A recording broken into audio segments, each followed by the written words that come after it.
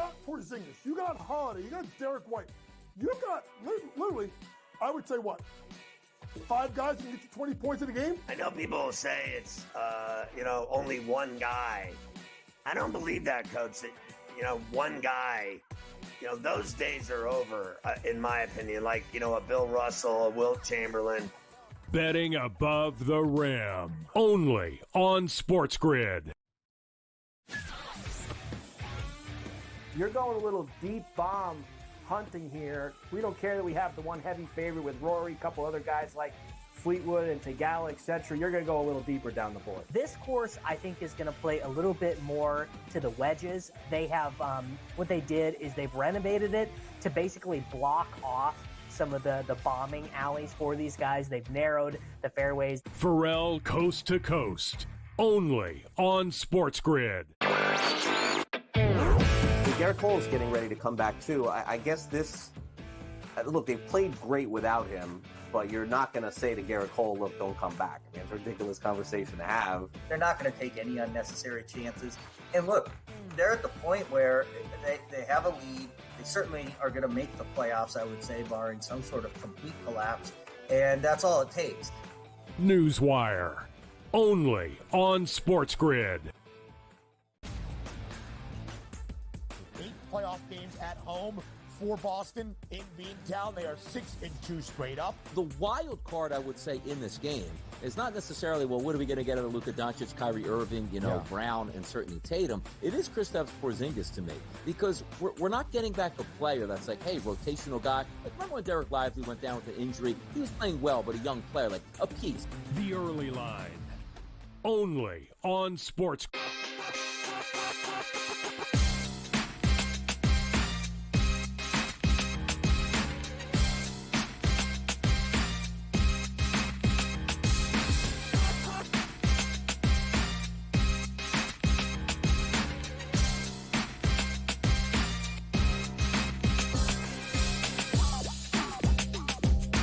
All right, let's make it happen, folks. It's Game Time Decisions right here on SportsGrid.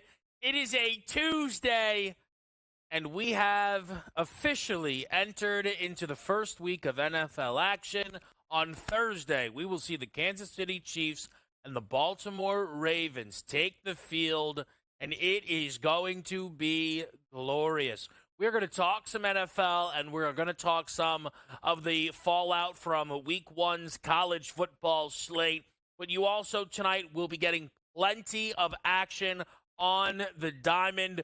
Certainly the most room that we will have to talk baseball for a while will be tonight. So I wanted to take advantage of that. I like the card tonight. A couple of hit-run RBI props that have certainly made the cut, as well as some money lines that did jump off of the page. We'll have Tom Vecchio and Joe Madden stopping by, giving out some of their baseball bets here on a Tuesday, along with some NFL futures from the both of them. And we will get to a big WNBA card. Coach James Young will be here with his latest and his action on this Tuesday.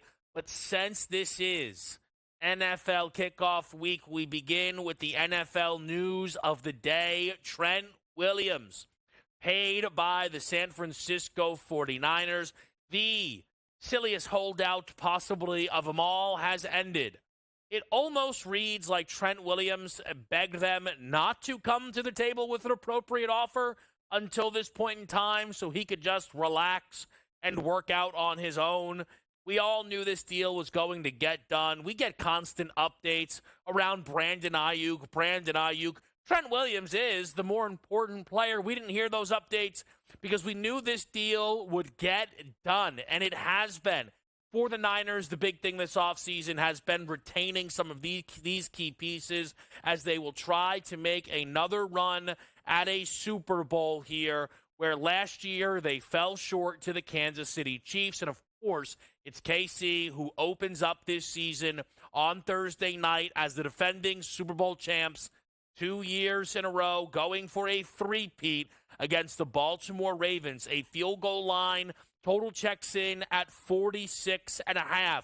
we will be live in studio with your Pro Football Today crew, myself, Joe Lisi, and Donnie Rightside, back for the first time this season with the full in-game live experience.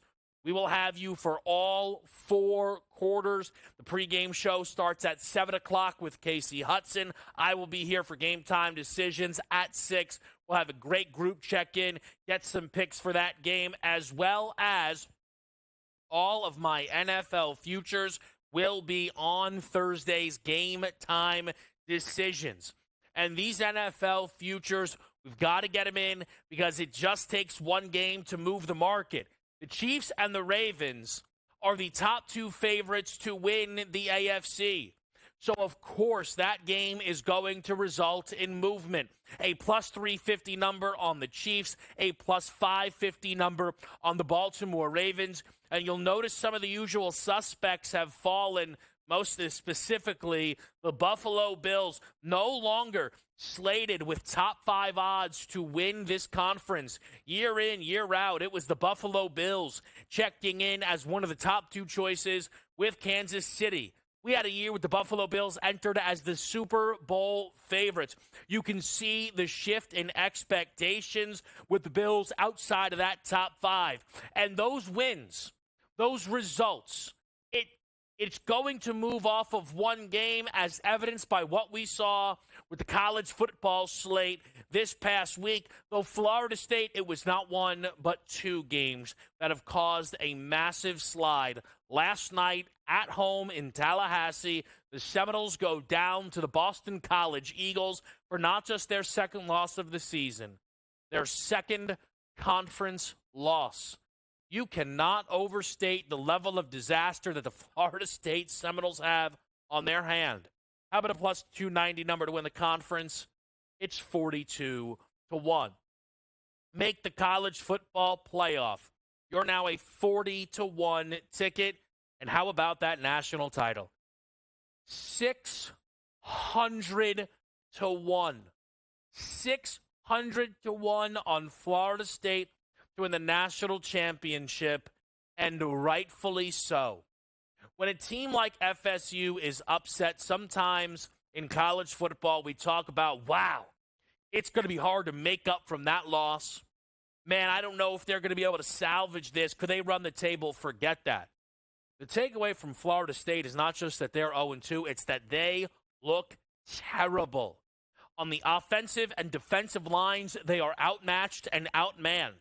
DJU has been a nightmare for this football team, and the defense is not stepping up anywhere near the level it did last season.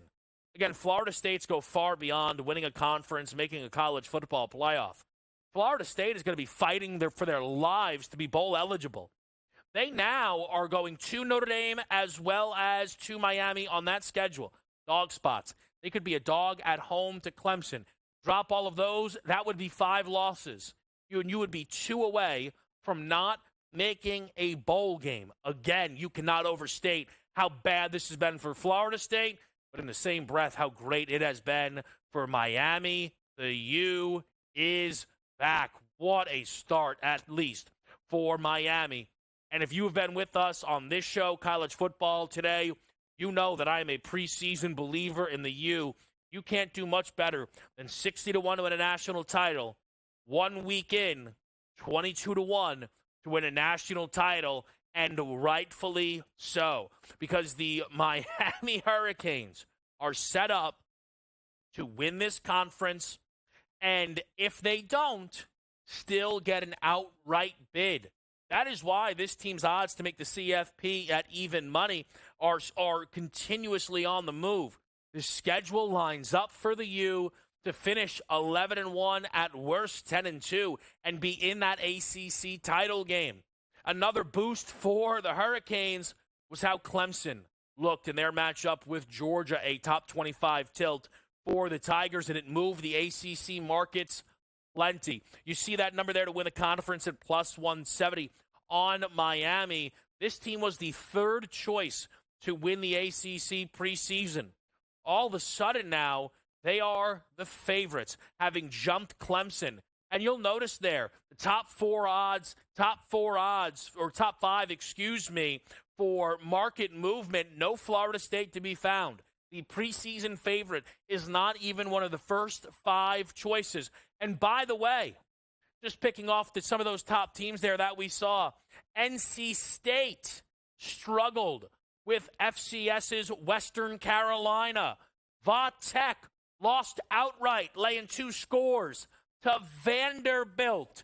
This entire conference has left Miami looking incredible. Maybe some sleepers, 2-0 Georgia Tech and Boston College. Maybe they deserve some more respect in the market. We also saw Heisman movement here. Cam Ward, a big winner with how good he looked in that victory against Florida.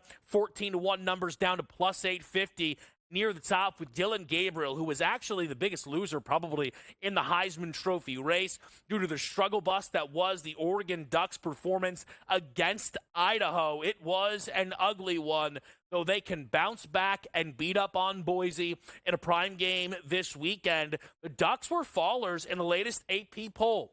Now, you'll notice here on our AP poll, the make college football playoff odds. From that perspective, the Ducks still strong and still one of the best odds to make that playoff. Everyone here in this top 25 is 7-1 or less, give or take, except for that big number on Georgia Tech. Who knows? Maybe the Yellow Jackets are for real. We're going to talk some Major League Baseball with you next, right here on SportsGrid.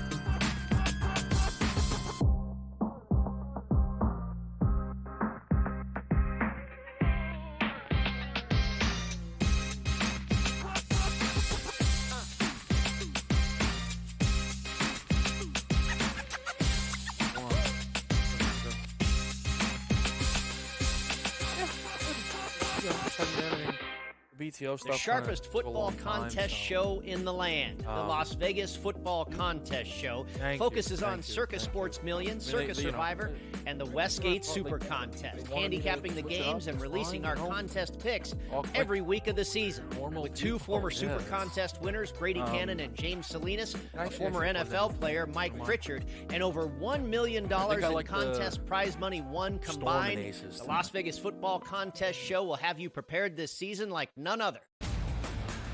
Carlos Alcaraz has won the last 2 Grand Slam titles at the French Open on the clay and at Wimbledon earlier this summer. He enters as the favorite. You have a bunch of depth there. Francis Tiafoe, Ben Shelton. They will likely play in round 3. The winner would play Djokovic most likely, which would be an incredible match. I like Ben Shelton as a sleeper. If Djokovic is hurt, you never know. I think Shelton's actually be the guy that gets hot. The conditions favor him. The early line, only on SportsGrid. When you're really, really amazing like this, people kind of take it for granted. Same with Ohtani, right? People will sort of see, oh, Ohtani did this, Ohtani did that, and it sort of, becomes normalized a little bit. But to put in context, Aaron Judge joins the 1,000 hit club, reaches the million shy of what Jefferson makes Jefferson a better player. If you want to believe that, I'm not sure I buy that he's that much better than CeeDee Lamb. Tony Pollard's gone. He's now with the Titans. I was with the Titans a couple weeks ago. He'll be their starting running back there. They're going a different direction in Dallas, but it's all about CeeDee Lamb right now, the first of the other deals that they have to get done. Pharrell Coast to Coast, only on SportsGrid.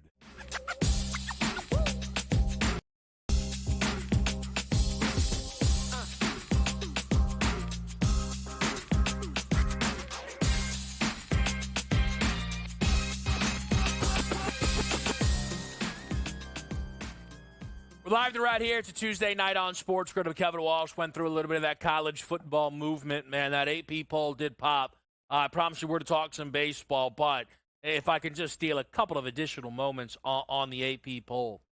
And just to give people an idea of if we ended the season today, which we obviously would not do, you would have Georgia and Ohio State receiving byes. And then you'd have to shoot all the way down to 11th Utah and 12th Miami to fill out seeds 1 through 4 for that committee. And that is going to be a really interesting thing to watch play out throughout the year. I love having the AP poll. I've said this, and we'll see how it goes this year. I wish the committee would not unveil any rankings in the middle of the year. I think it gets dangerous when you're beholden to your prior week's rankings. We always talk about the full body of work when it comes to this stuff, and I think that's great. So let's assess it when the full body of work is done. Why do we need to assess it through 8 weeks, 9 weeks? I don't think that's necessary here. But again, just looking at this AP top 25 poll, Georgia and Ohio State at the top. You would be finishing out with Utah and Miami in your bye positions. And then all of a sudden, the rest of the teams in: Texas, Alabama, Notre Dame, Ole Miss, Oregon, Penn State, Missouri. Actually, you wouldn't even make it to Missouri. You would be done at Penn State. And then you would get an at-large for one of the mid-majors there, and it looks like Boise State's receiving the most votes. But that currently reflects the only non-Big Ten and SEC team to get an at-large would be Notre Dame. Is that really how this is going to shake out? What happens when these teams start losing to one another? I think it's going to be so interesting, and you're going to see all that movement in the Make Miss College Football playoff odds, all stuff we can talk about tonight, certainly when our guy Dave Sharapan checks in a little bit later. Let's get to your baseball board here. It starts at 6:40. It starts with the Chicago White Sox, and I like the White Sox tonight. Nestrini's been all right. Cade Povich can't be minus 325 against anybody. Cannot happen. Don't agree with it. And I think one of the best things that I can use to make my case that the Cade Povich price is too high, now up to minus 340, is Chris Sale is minus 375 against Kyle Freeland. I know the Rockies are better than the White Sox because everybody is better than the White Sox. But I would have probably argue to you that the gap between Sale and Povich is bigger than the gap between the Rockies and the White Sox, at least as far as it goes on the road. The Colorado Rockies have only won 19 games on the road this season. It's just them and the White Sox who have less than 20 wins on the road. So I think you're getting a good number here with the White Sox, at minimum. Do you play them plus 270 money line? Don't hate it. Do you go plus 2.5 runs, minus 128? Don't hate it. I landed in the middle. I'm going to go plus 130 on the Chicago White Sox run line here tonight and hope they can hang. I do think they could win this game outright. Cade Povich cannot be a minus 340 favorite against anyone. I also don't think you can post an 8 total in a Patrick Corbin, Max Meyer start here. Clear discount with Patrick Corbin coming off of a how did this happen start. Sometimes that's sports, though. 6 innings, 2 hits, shutout baseball against the New York Yankees. I mean, just outrageous to see it play out that way, but it did. In fact, Patrick Corbin has all of a sudden had a little bit of a rhythm going, huh? He's won 2 consecutive starts. He's allowed only 3 earned runs over his last 16 and a thirds innings. And that means that we can sell high on Patrick Corbin. And going tonight for Miami, Max Meyer, none better. A 5.44 ERA throughout this Major League Baseball season. I think a clear target spot tonight. The over 8 checks in at minus 115. Numbers moving on this game between Tampa Bay and Minnesota. Springs gets the ball for the Rays, who are starting to struggle a little bit here. I wonder if some of the deadline moves have caught up to this team just a little bit, which is great for me as somebody who was on this team's under. If you look, they've lost 6 of their last 8 games, actually 8 of their last 10, I believe. So you can kind of see the struggles that have been going on for this baseball team here. Yet, despite that, they check in as a slight favorite, and I don't think they should be. We know full season they're worse than Minnesota, but this is a Rays team that struggled at home. 2 under this year at home compared to the Twins, who are 4 games above 500 on the road. David Festa, I think, can bounce back a little bit. I know the season's not been great, but if we look, that is a lot to do with his first 2 starts. On the year, he's allowed 23 earned runs, 12 of those in his first 2 starts, one against Arizona and one against Detroit. And Springs, a lefty who really struggles against righties, will not find any easy breaks in this matchup with the Twins lineup that does a really, really nice job against lefties. I'm going to take what's probably chalk. I imagine one of the more popular moneyline dogs tonight is the Philadelphia Phillies. Good by me. Let's get involved with Tyler Phillips here at this kind of price. Look, the Blue Jays are an odd team. Vladdy Jr. is awesome. At home, they are above 500. the Jays feel worse than maybe they actually are due to the fact that they were supposed to be so much more competitive than what they've been. But this is an 81 team, an 81-win team going to Toronto, who's underneath 500 right now as a dog. That's got to be pitching-based. Well, I think Bassett's in a fade spot, and I think Tyler Phillips could be in a buy-low spot here. So Tyler Phillips came out, and through the first month was unreal, right? Took over in July. And he closed out the month with a complete game shutout. 4 hits, just one walk. Awesome stuff from Tyler Phillips. Maybe he was overextended a little bit. Since then, he's had 3 starts, 11 total innings, an ERA of 13.9 in that run. I don't think he's the guy that's going to give you complete game shutouts, but I'm not sure Tyler Phillips is also the guy that you need to be fading the way the books are tonight with a dog price in Toronto. I think you've got buy low style here. I think at plus 102, we get involved with Tyler Phillips here on the money line. So again, White Sox, Twins, and Phils, who I'm looking to back over in Marlins Nationals. There are 4 player props on the card for me, so we're going to get to those. Plus your WNBA slate. Really fun card tonight. Aces going up against the Chicago Sky. The Connecticut Sun go head-to-head once more with the Seattle Storm. We'll break those down live for you here on a Tuesday. Sports Grid. We're live at Game Time Decisions.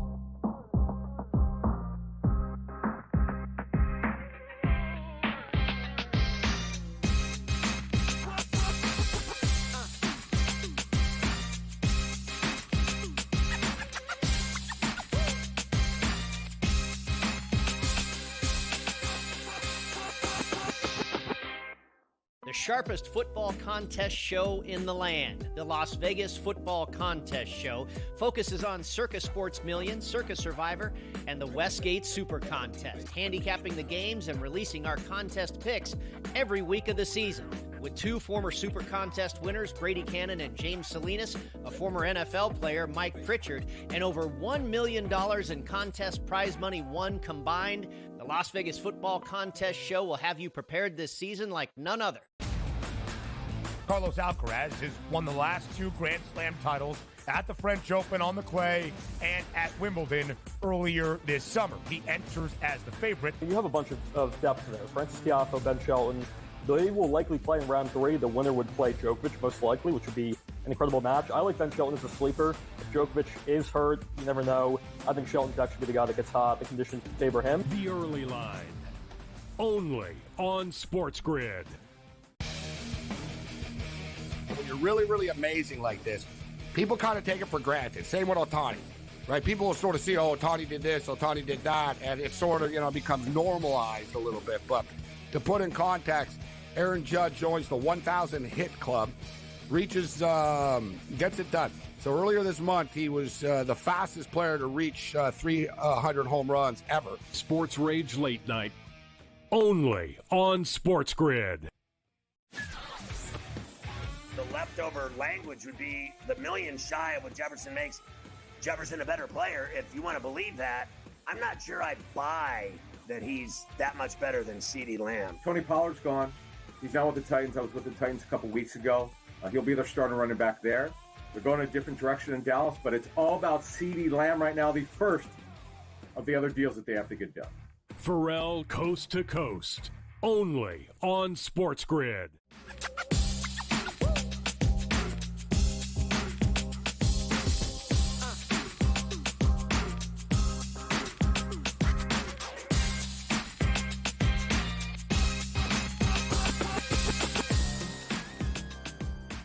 All right, back right here with you on SportsGrid.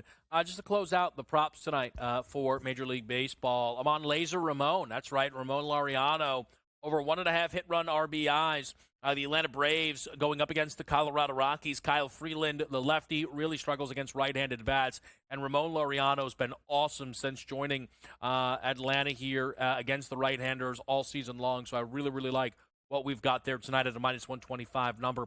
I'm on Stephen Kwan for a run scored, and we'll circle back to this game in just a moment. But, man, Stephen Kwan at minus 105 going up against Brady Singer. Can't get lefties out. Kwan should get on base, and hopefully somebody behind him can make it happen here. Stephen Kwan still bats, of course, incredibly high in this Guardians lineup.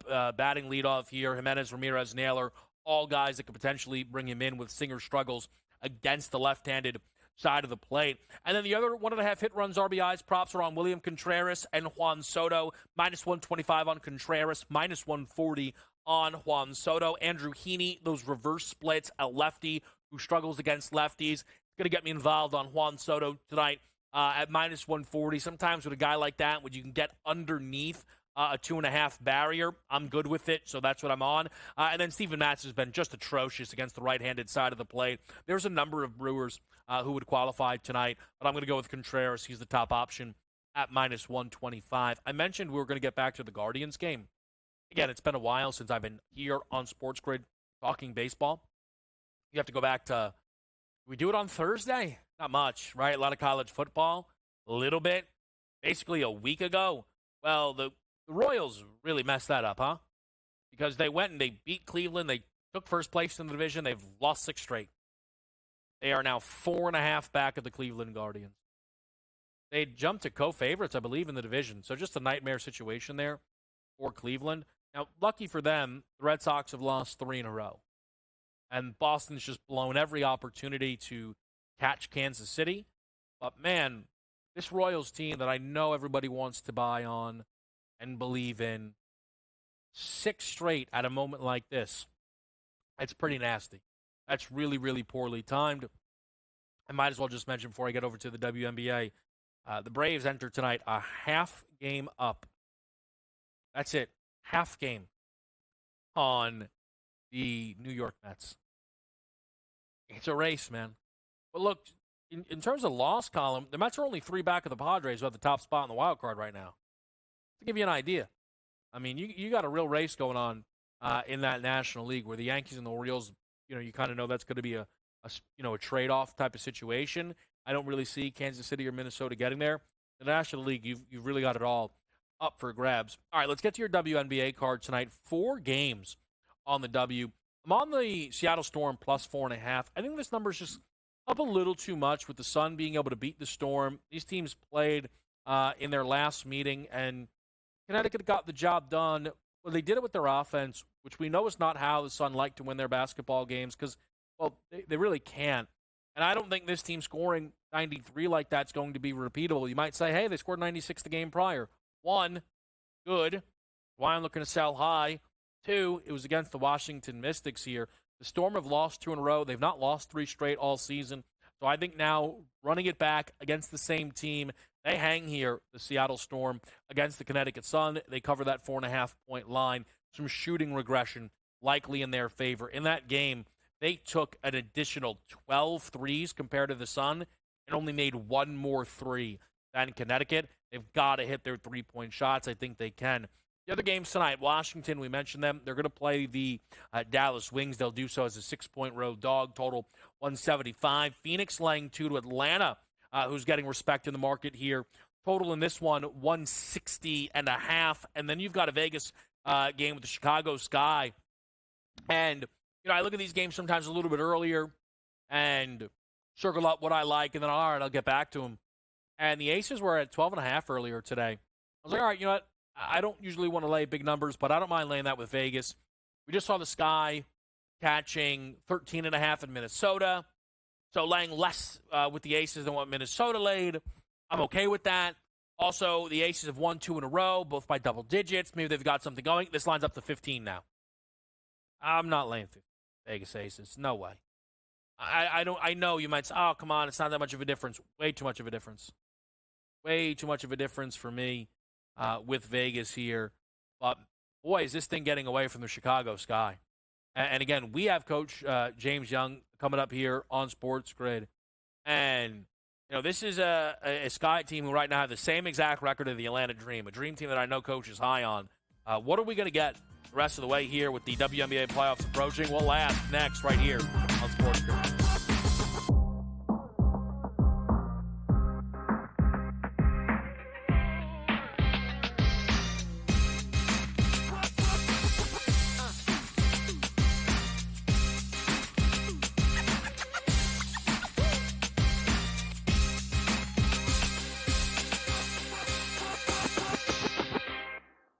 sharpest football contest show in the land. The Las Vegas Football Contest Show focuses on Circus Sports Million, Circus Survivor, and the Westgate Super Contest, handicapping the games and releasing our contest picks every week of the season. With two former Super Contest winners, Brady Cannon and James Salinas, a former NFL player, Mike Pritchard, and over $1 million in contest prize money won combined, the Las Vegas Football Contest Show will have you prepared this season like none other. Carlos Alcaraz has won the last two Grand Slam titles at the French Open on the clay and at Wimbledon earlier this summer. He enters as the favorite. You have a bunch of depth there. Francis Tiafoe, Ben Shelton. They will likely play in round 3. The winner would play Djokovic, most likely, which would be an incredible match. I like Ben Shelton as a sleeper. If Djokovic is hurt, you never know. I think Shelton could actually be the guy that gets hot. The conditions favor him. The early line, only on SportsGrid. When you're really, really amazing like this, people kind of take it for granted. Same with Ohtani, right? People will sort of see, oh, Ohtani did this, Ohtani did that, and it sort of, becomes normalized a little bit. But to put in context, Aaron Judge joins the 1,000 hit club, reaches, gets it done. So earlier this month, he was the fastest player to reach 300 home runs ever. Sports Rage Late Night, only on SportsGrid. The leftover language would be the million shy of what Jefferson makes Jefferson a better player. If you want to believe that, I'm not sure I buy that he's that much better than CeeDee Lamb. Tony Pollard's gone. He's now with the Titans. I was with the Titans a couple weeks ago. He'll be their starting running back there. They're going a different direction in Dallas, but it's all about CeeDee Lamb right now, the first of the other deals that they have to get done. Pharrell Coast to Coast, only on SportsGrid.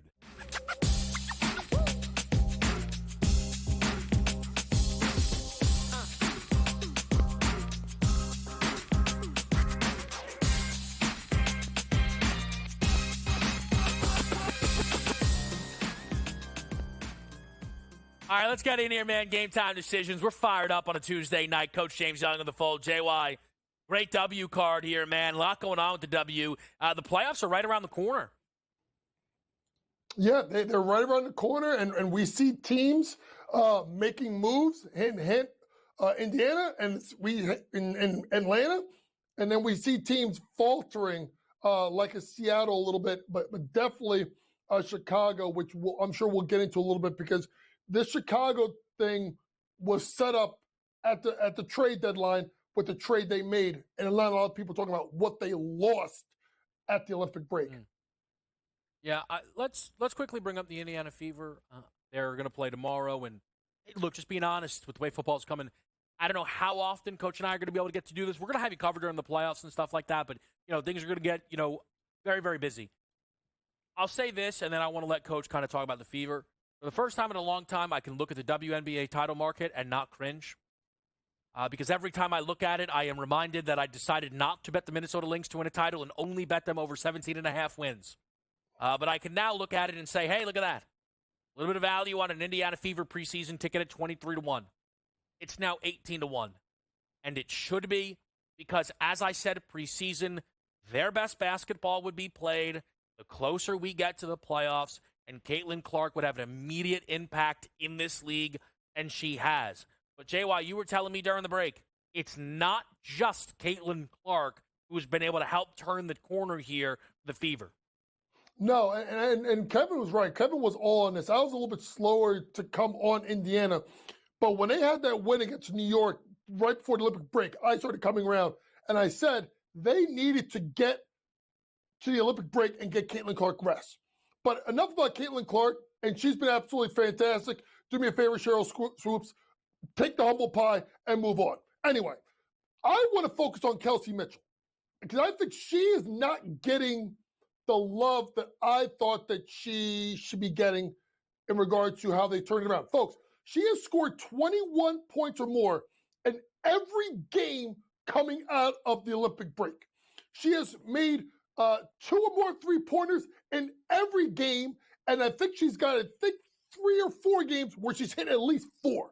So now you look at Kelsey Mitchell as the sidekick to Caitlin Clark. And folks, I want people to understand this. Kelsey Mitchell's no bum. Kelsey Mitchell's averaged at least basically 13 points a game every year in her WNBA career and really took off in 2020 when she averaged 17.8, 17.8, 17.8, 18.4, 18.2, 19. So she is now cooking, and what's really good for her is she's got her three-point percentage up to 40%. Why is that important? Because now you run pick and roll with Boston. Here comes Caitlin Clark. You give it to Kelsey, who can knock down a three, but also, Kevin, create off the bounce for herself. And Alyssa Smith went up and down. Folks, I'm going to say this.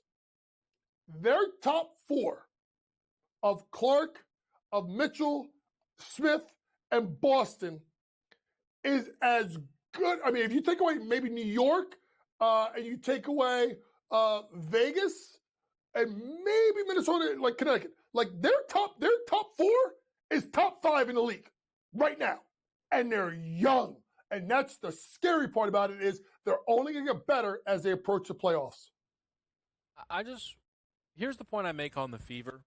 They started 1-8, which is a 9-game sample size of terrible. They've played 24 games since then, and they are 16-8 in those games. That is a 66% win percentage, which would be the fourth best in this league, higher than that of the Vegas Aces. So with that, we go to Vegas, who are 15-point favorites to the Chicago Sky. JY, what do you expect in this game tonight? Kevin, I've been so waiting for Vegas to show up, right? And they finally had that game when he just blew out Phoenix. But the line keeps climbing, and I heard you last segment. I can't advise anyone to take this team with that amount of points when they just only won by 2 and lost to them at home right before the break. So where am I going? I'm going to go with Camila Cardozo over 9.5 rebounds. She also can get a double-double at, I think it's 2-1 right now on FanDuel. If you look at just her rebounding numbers as of late, right? She's gone over in 3 of the last 4 games. The only time she missed it by the hook. And there's a little bit of, I don't want to say animosity. I think she's not getting happy about some of this stuff with Angel Reese trying to get double-doubles. I think Reese is in trouble with Asia Wilson, but Cardoso eats versus Gustafson and Kia Stokes. Camila Cardoso over 9.5 rebounds tonight. Can I ask, JY, because this is something that only you could speak to, but I don't even know if you've had any experience with this. And look, I'll hand up. Maybe I'm being tricked by tweets. But I've seen a lot of people say that Angel Reese is staying in basketball games when this team's getting blown out. 4 out of the 5 starters are getting pulled, but she stays out there to get her double-double. And I know a lot of that gets assigned to the player. That, to me, feels like that's on a coach. But can you tell me what you make of that? I know she wanted the rookie record, and she already broke the single-season record. Why are we still hunting double-doubles here? Kevin, I don't know. I don't know if it's some kind of play for Rookie of the Year. Folks, the game that Indiana beat Chicago by 20 should have ended any debate for Rookie of the Year. Any debate. But you have seen situations when they have kept her in the game far too long. It wasn't the last game against Chicago. I feel like it happened again against Indiana, that they kind of kept Angel Reese in the game a little bit too long for her to get to 11 rebounds, because if I'm not mistaken, late in that fourth quarter, and I'm trying to pull up the play-by-play, I think she was in the game extremely late. Kevin, it was a 20-point loss, and the kid shot a free throw with 12.2 seconds left. Now, why the hell is Angel Reese in a game with 12.2 seconds left, down 19? For one other reason, the pad stats. And it's so funny because I'm not going to lie, Kevin and I are boys, so we send each other tweets that are funny. The pickup game of Dwight Howard calling a guy Angel Reese who went like 1 for 7 and got 2 points and 7 rebounds in 1 possession may have been the funniest thing I've seen all day. Dwight Howard loves a good chirp. JY, look, man, run it through. Talk to me. What else are you involved with here on the W card tonight? Yeah, I'm going to go Connecticut minus the points for it. I think it's climbed to about 4.5 versus Seattle. Simply put, Seattle has not been very good as of late. I don't think, Kevin, they've covered a game in almost a calendar month, maybe even two, how long they've covered a game. Next game, obviously when you look at Dallas versus Washington, I'm going to take the Mystics plus the points. People keep talking about the run of, obviously, of Indiana. Folks, the Mystics lost their first 12 games of the season. Do we know that the Mystics are in the playoff hunt right now? I think the Mystics are, I think they're 2 games out of the loss column. They're going to make a run. I'm going to take them plus the points. Atlanta, Phoenix, y'all know how I love Atlanta. I'm all in on this team. I think about the play Ryan Howard has triggered this team going. But to me, I'm going to go with the wily veteran, Tina Charles, double-double. No one can really check her on the boards. She has a double-double, and I think 5 out of her last 6 games. Tina Charles, double-double tonight. All right, a little juice there for Tina Charles. Shout out Queens. Shout out Christ the King. I'll give him a little shout out there, even if I went to cross. JY, great stuff, man. As always, we appreciate the breakdowns. Continue to cover the W, but we got Tom Vecchio stopping by next. Be right here on Game Time Decisions.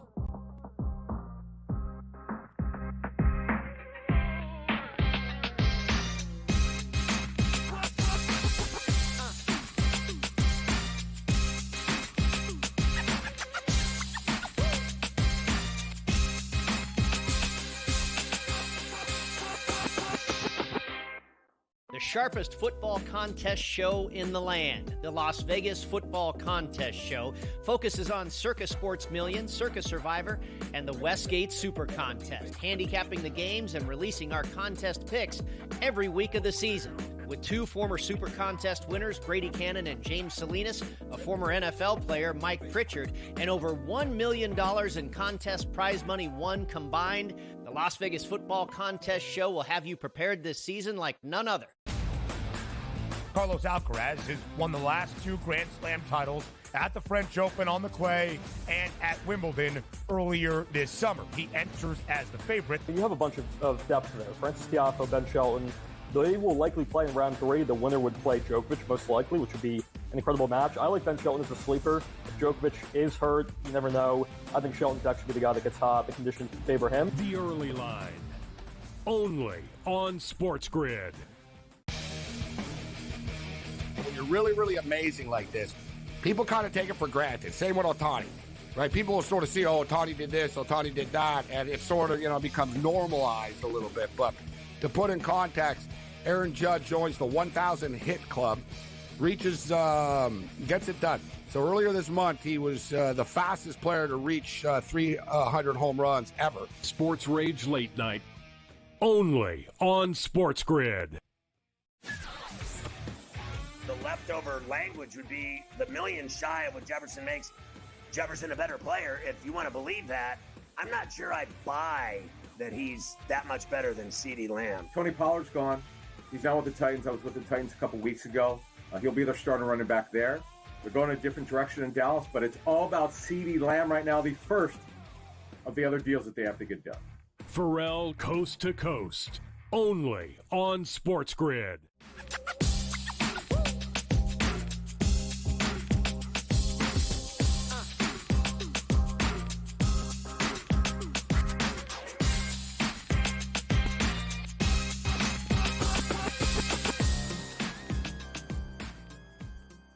Live right here, it's Game Time Decisions. We're in the mix, and the baseball board is underway.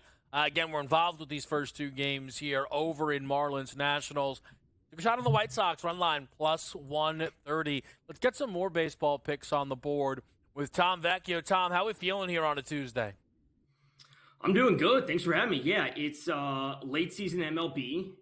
NFL's right around the corner. This is like betting NBA late in the season when you're betting on like Hornets, Wizards, because we know players are out. Yeah. And we just know that they're going to get minutes. It's that time of MLB. Everyone's shifted somewhere else, but I'm ready to roll. There's still bets to be made. I am curious for you, though, Tom, because I think you're a good person to ask something like this. How do you find a balance with, of course, football ratcheting up? It commands so much attention. Are you on the baseball board daily still, though, trying to find angles and wagers? Yeah, I'm still in it daily. Yesterday there was a bunch of day games, so I was like all over that yesterday just because, again, we can find good bets to make. We don't have to have a massive amount of bets as we would maybe in June or July, but we still can find good bets to make. So I'm going to be all over it throughout the playoffs. So just another day that ends in Y.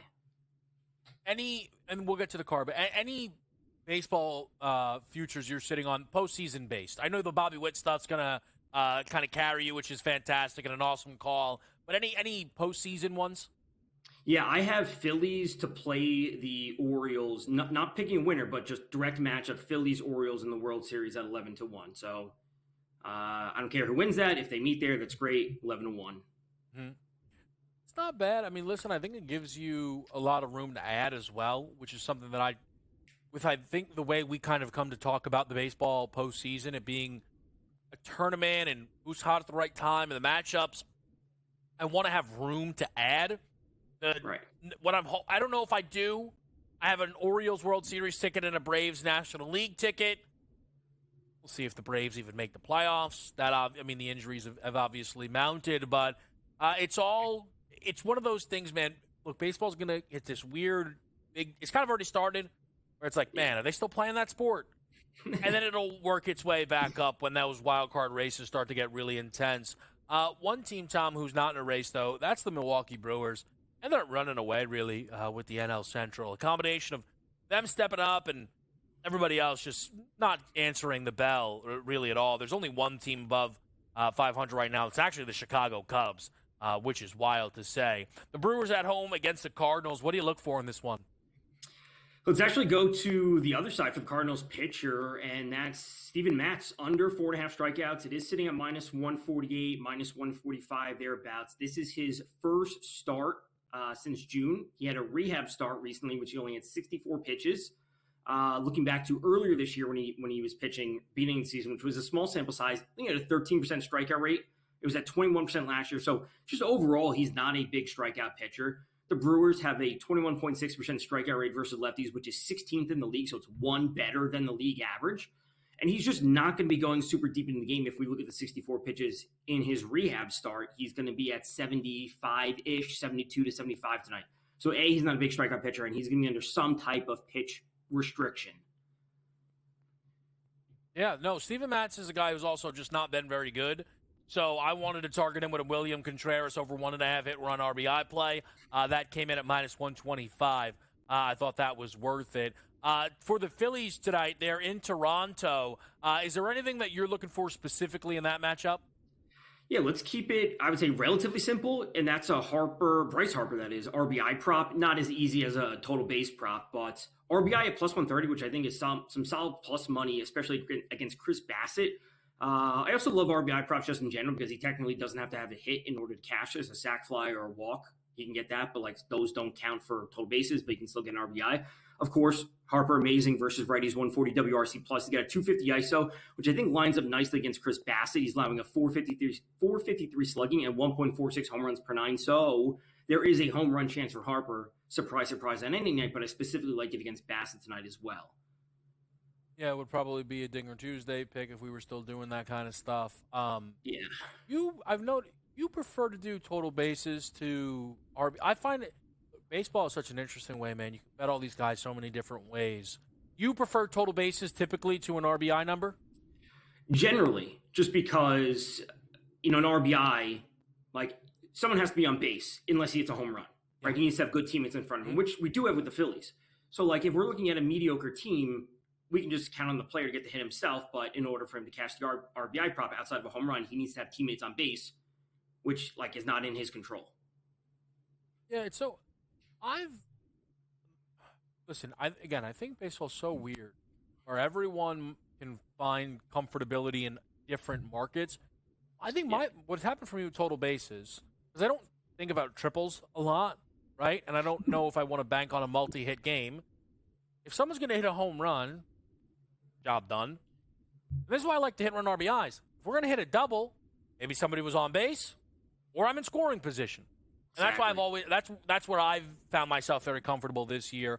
Tom, with the baseball tonight, the Dodgers go up against the Angels, little LA. What do you want here? Yeah, this one's going to be Walker Buehler for the Dodgers, under 15 and a half outs at minus 118. He recently came back from injury. 3.1, 4.0, 4.2 innings pitched since he has returned.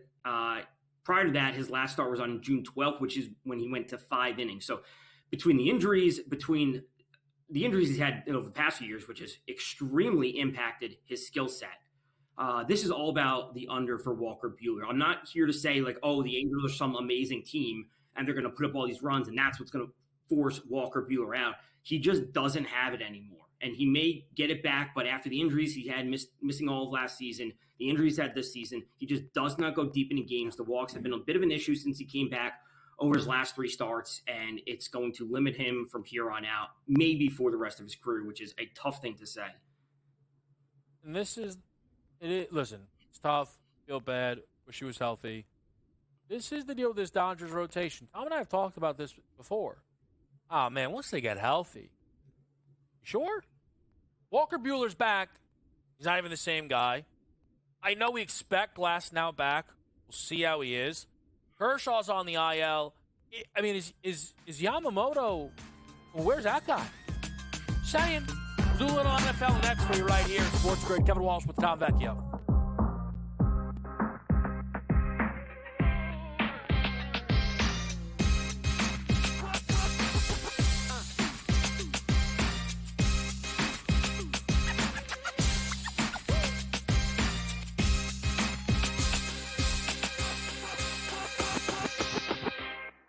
The sharpest football contest show in the land. The Las Vegas Football Contest Show focuses on Circus Sports Million, Circus Survivor, and the Westgate Super Contest, handicapping the games and releasing our contest picks every week of the season. With 2 former Super Contest winners, Brady Cannon and James Salinas, a former NFL player, Mike Pritchard, and over $1 million in contest prize money won combined, the Las Vegas Football Contest Show will have you prepared this season like none other. Carlos Alcaraz has won the last 2 Grand Slam titles at the French Open on the clay and at Wimbledon earlier this summer. He enters as the favorite. You have a bunch of depth there. Francis Tiafoe, Ben Shelton. They will likely play in round 3. The winner would play Djokovic, most likely, which would be an incredible match. I like Ben Shelton as a sleeper. If Djokovic is hurt, you never know. I think Shelton's actually be the guy that gets hot. The conditions favor him. The early line, only on SportsGrid. When you're really, really amazing like this, people kind of take it for granted. Same with Ohtani, right? People will sort of see, oh, Ohtani did this, Ohtani did that, and it sort of, becomes normalized a little bit. But to put in context, Aaron Judge joins the 1,000 hit club, reaches, gets it done. So earlier this month, he was the fastest player to reach 300 home runs ever. Sports Rage Late Night, only on SportsGrid. The leftover language would be the million shy of what Jefferson makes Jefferson a better player. If you want to believe that, I'm not sure I buy that he's that much better than CeeDee Lamb. Tony Pollard's gone. He's now with the Titans. I was with the Titans a couple weeks ago. He'll be their starting running back there. They're going a different direction in Dallas, but it's all about CeeDee Lamb right now, the first of the other deals that they have to get done. Pharrell Coast to Coast, only on SportsGrid.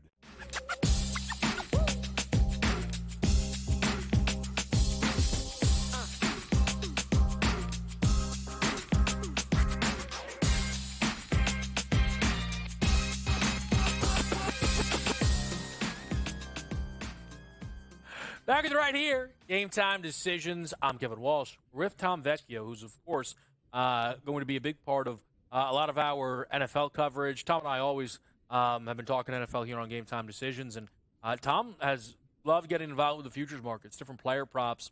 Again, Thursday, I'm going to have everything I'm doing in the futures market. But we've been peppering in some of Tom's best. For the first time today, Tom has an over, at least that I can remember. I'm not saying it's the only over you have, but since you and I have discussed, let the people know what you're looking at. Yeah, there are a few overs sprinkled out there. Maybe they weren't here. They were with Ben and Donnie, but Let's go to Christian Watson, over 5.5 receiving touchdowns at plus 105. And last year he had 5. We know he dealt with some injuries. He had 7 in his rookie year. Really liking what Green Bay has to offer this year. Not just in terms of Christian Watson, in terms of his skill set. If we look back to last year, 15.9 ADOT average of the target, had 29% air yard share. He likes to get down the field, and that's what we should be seeing from the passing offense when it comes to Green Bay. Reed, Dobb, Wicks, Musgrave, and Watson, really good receiving core for the Packers. Jordan Love, they give him all this money in the offseason, right? Massive contract. They don't give him this money to hand the ball off 30, 35 times a game. They gave him the money because A, he's good, but B, they trust him and they want to flex that offense in a division that they can, I would say, compete for this year. I still think the Lions are the best team. So when we look at Christian Watson's individual production over the last 2 years, not just last year when he's dealing with injuries, he has been very, very effective when he's on the field. Yeah, I think, look, Watson just has to stay healthy, right? And that's going to be a key thing.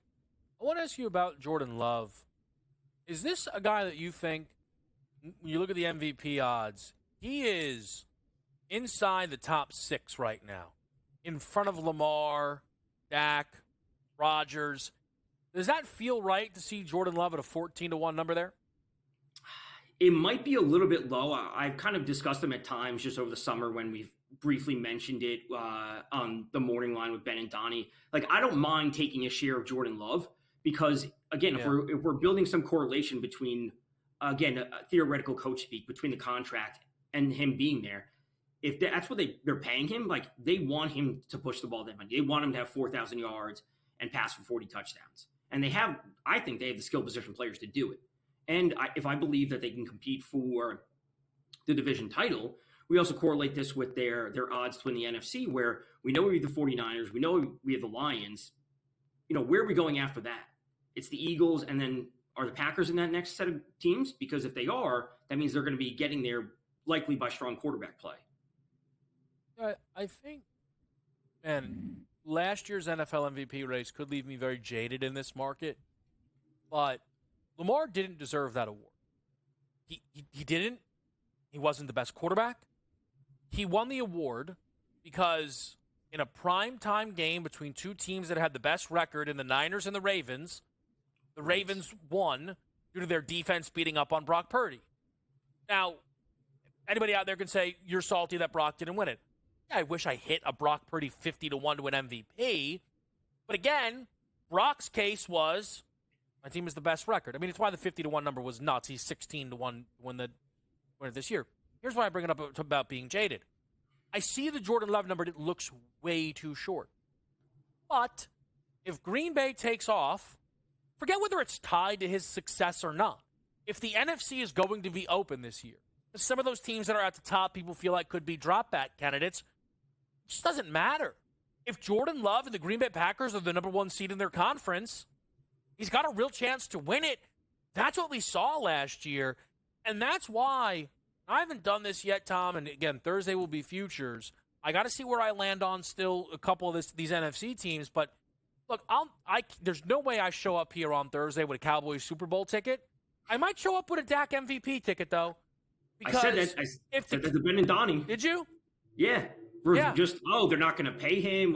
He's going to go out and throw for 1 million yards and all these touchdowns, because they didn't pay him this revenge. I can buy into that narrative a little bit, but I also just don't trust the Cowboys. Which again, but if they're 13-4, guess what'll happen? We'll be like, man, do we trust the Cowboys? Doesn't matter. They already handed Dak the award. Because that's what they're doing with the MVP now, and that's where you kind of got to adjust inside these markets. But it's a little Christian Watson over 5.5 tuts for the people there, Tom. We appreciate it as always, and I know you'll be in the mix here Thursday night with the people for Ravens Chiefs. Yep, that's right. I'll be here on Thursday nights, Monday night, and then recap on Sunday night as well. Awesome. Do not miss that again right here on Sports Grid. Great stuff from Tom. We will be right back here. Game Time Decisions, a little update on these baseball boards. It's next.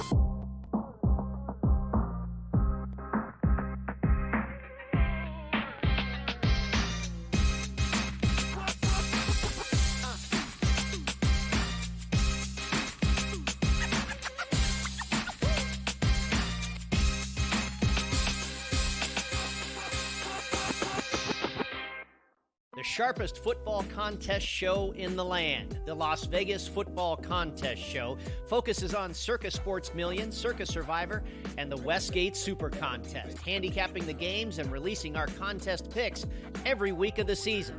With two former Super Contest winners, Brady Cannon and James Salinas, a former NFL player, Mike Pritchard, and over $1 million in contest prize money won combined, the Las Vegas Football Contest Show will have you prepared this season like none other.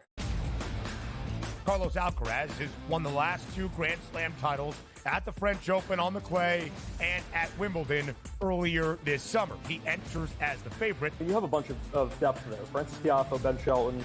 They will likely play in round 3. The winner would play Djokovic, most likely, which would be an incredible match. I like Ben Shelton as a sleeper. If Djokovic is hurt, you never know. I think Shelton could actually be the guy that gets hot. The conditions favor him. The early line, only on SportsGrid. When you're really, really amazing like this, people kind of take it for granted. Same with Ohtani, right? People will sort of see, oh, Ohtani did this, Ohtani did that, and it sort of, becomes normalized a little bit. But to put in context, Aaron Judge joins the 1,000 hit club, gets it done. So earlier this month, he was the fastest player to reach 300 home runs ever. Sports Rage Late Night, only on SportsGrid. The leftover language would be the million shy of what Jefferson makes Jefferson a better player. If you want to believe that, I'm not sure I buy that he's that much better than CeeDee Lamb. Tony Pollard's gone. He's now with the Titans. I was with the Titans a couple weeks ago. He'll be their starting running back there. They're going a different direction in Dallas, but it's all about CeeDee Lamb right now, the first of the other deals that they have to get done. Pharrell Coast to Coast, only on SportsGrid.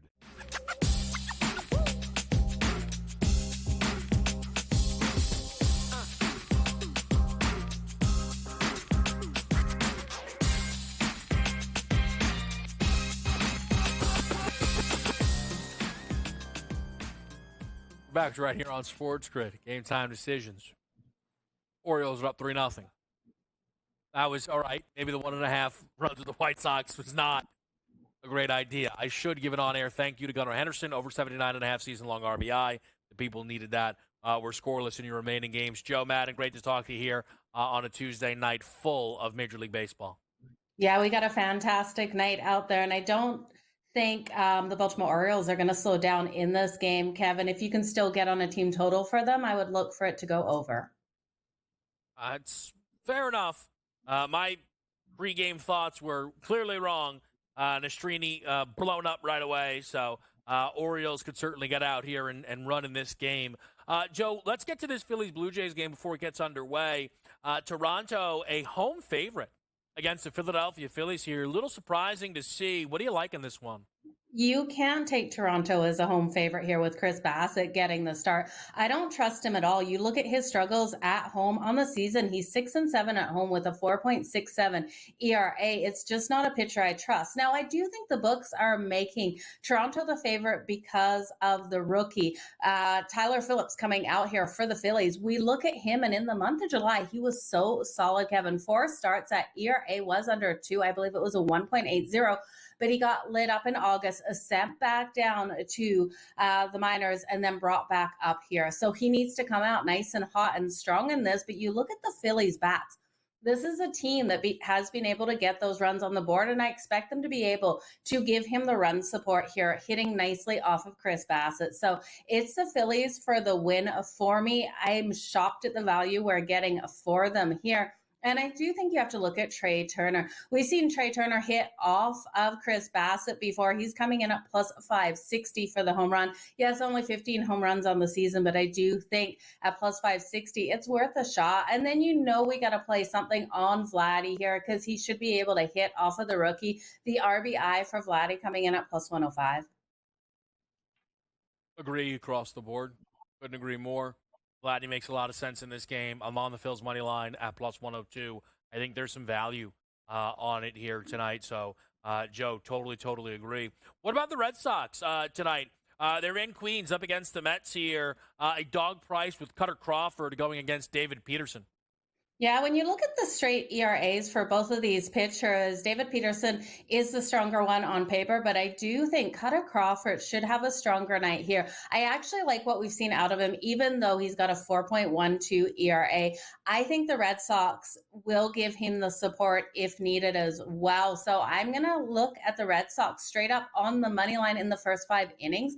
That's coming in at plus 108. We look at David Peterson, and over his 16 appearances, he's got a 2.83 ERA, but I do think he's in for some regression here, Kevin. I don't trust him against this Red Sox lineup. Even though these offenses are pretty similar out there, I do think there is an advantage here for the Red Sox. So I'm going to take them straight up on that money line in the first 5 innings.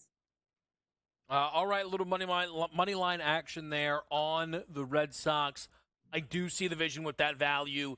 Man, has it been a bizarre season for Cutter Crawford. Some of it, he's just looked incredible. Every start he has, it feels like he gets a decision. He has 20 decisions, Cutter Crawford, this year. Just a really interesting one, but Joe, I totally see the vision there on backing him. I'm sure many will look to back Chris Sale tonight here at home up against the Rockies. What are you looking to do with this game, though? Big number.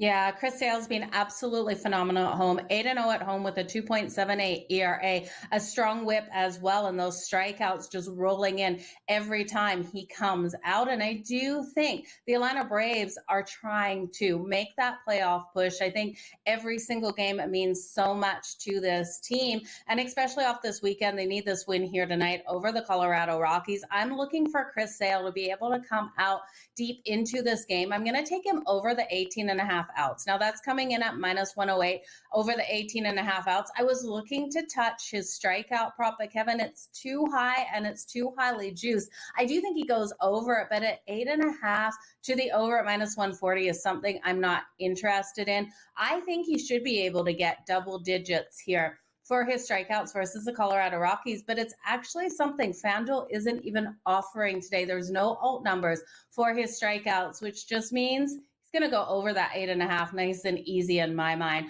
But I'm also going to look at the Atlanta Braves. I think their team total's too low, over 4.5. Again, you got to lay the juice at minus 130. But Kyle Freeland coming out here, you know we can't trust him for the Colorado Rockies. He's 2-5 on the road, and that ERA on the road is over 7. So I do think the Atlanta Braves, their bats will connect tonight. They'll be able to get 5 runs on the board, and Chris Sale can stay nice and deep into this game, Kevin. Yeah, I've been looking at the Braves as a parlay piece. Sometimes there are just teams that fit that bill in certain spots. They're not always that big, right? They don't have to be minus 375. But, for example, if you like the Yanks tonight, which I kind of like the Yankees a little bit, but I don't want minus 160 on Rodon on the road. All right, well, now with the Braves, that's plus 110. All right, maybe we get Paul Skeens who take that strikeout number down a little bit lower with the Braves. All right, now we got even money or something like that. Nothing's free, nothing's a lock, nothing's a guarantee. I think the Braves got the job done here. But you got to get creative when you're dealing with a minus 375. That's not how a lot of people like to bet. And again, I wouldn't necessarily tell you they should be minus 450, minus 5. I don't think we can make baseball games that high. I really don't. I think it could be a little bit higher. It could. But at minus 375, I think they're a nice workable parlay piece here. Joe, let's talk a little Kansas City Royals tonight. They need a win. No other way to describe it. 6 straight losses for the Royals. Very, very lucky the Red Sox are on a losing streak themselves. What do you think here about KC tonight? Yeah, this is going to be a hard matchup with the Cleveland Guardians, but one that I think that they should be able to get the win here at home. We're getting a short price on them, plus 108 on that money line. I've seen all the way up to minus 105 on some books, and I do think with Brady Singer coming out here, they have the possibility of limiting the Cleveland Guardians' bats. You look at the Cleveland Guardians, and over the last months, they've actually been striking out more versus right-handed pitchers at a rate of 20.8%. I'm expecting, even though the Cleveland Guardians are one of those teams where you go, okay, this team does not strike out a lot. I think they average 7 strikeouts over 9 innings. So you got to be very careful here. But I do think Bradley Singer's number is too low. His strikeout prop coming in at 4.5 at minus 130 to the over. I expect him to get at least 5 strikeouts in this. We look at his last 10 outings. He's averaging that 5.8 strikeouts, and he's been able to go over 5 or more strikeouts in his last 5 starts. So he's going to have to bring his absolute A game. And if he can bring his A game to this matchup here with the Cleveland Guardians, I do think The Kansas City Royals are able to get the win. They're coming in at minus 105 in this matchup, and that's exactly where I went earlier. If you can get them at that plus 108, Kevin, I'm all over it even more. Now, we're going to talk some NFL with Joe Madden tonight.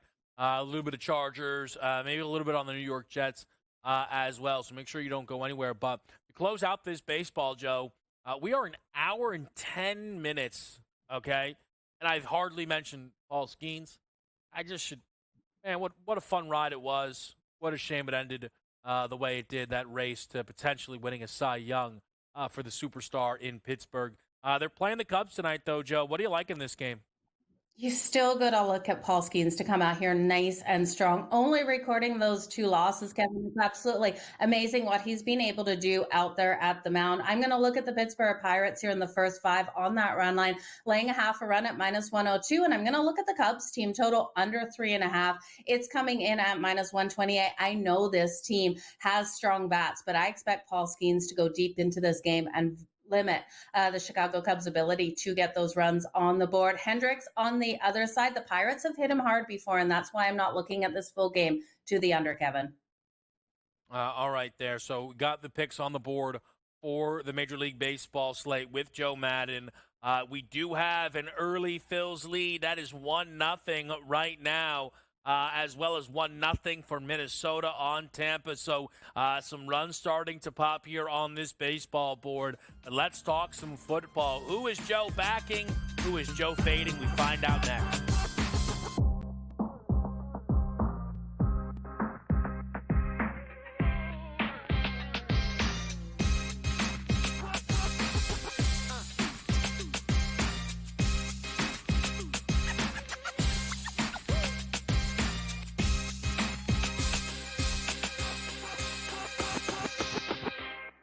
The sharpest football contest show in the land, the Las Vegas Football Contest Show, focuses on Circus Sports Million, Circus Survivor, and the Westgate Super Contest, handicapping the games and releasing our contest picks every week of the season. With 2 former Super Contest winners, Brady Cannon and James Salinas, a former NFL player, Mike Pritchard, and over $1 million in contest prize money won combined, the Las Vegas Football Contest Show will have you prepared this season like none other. Carlos Alcaraz has won the last 2 Grand Slam titles at the French Open on the clay and at Wimbledon earlier this summer. He enters as the favorite. You have a bunch of depth there. Francis Tiafoe, Ben Shelton. They will likely play in round 3. The winner would play Djokovic, most likely, which would be an incredible match. I like Ben Shelton as a sleeper. If Djokovic is hurt, you never know. I think Shelton's actually the guy that gets hot. The conditions favor him. The early line, only on SportsGrid. When you're really, really amazing like this, people kind of take it for granted. Same with Ohtani, right? People will sort of see, oh, Ohtani did this, Ohtani did that, and it sort of, becomes normalized a little bit. But to put in context, Aaron Judge joins the 1,000 hit club, reaches, gets it done. So earlier this month, he was the fastest player to reach 300 home runs ever. Sports Rage Late Night, only on SportsGrid. The leftover language would be the million shy of what Jefferson makes Jefferson a better player. If you want to believe that, I'm not sure I buy that he's that much better than CeeDee Lamb. Tony Pollard's gone. He's now with the Titans. I was with the Titans a couple weeks ago. He'll be their starting running back there. They're going a different direction in Dallas, but it's all about CeeDee Lamb right now, the first of the other deals that they have to get done. Pharrell Coast to Coast, only on SportsGrid.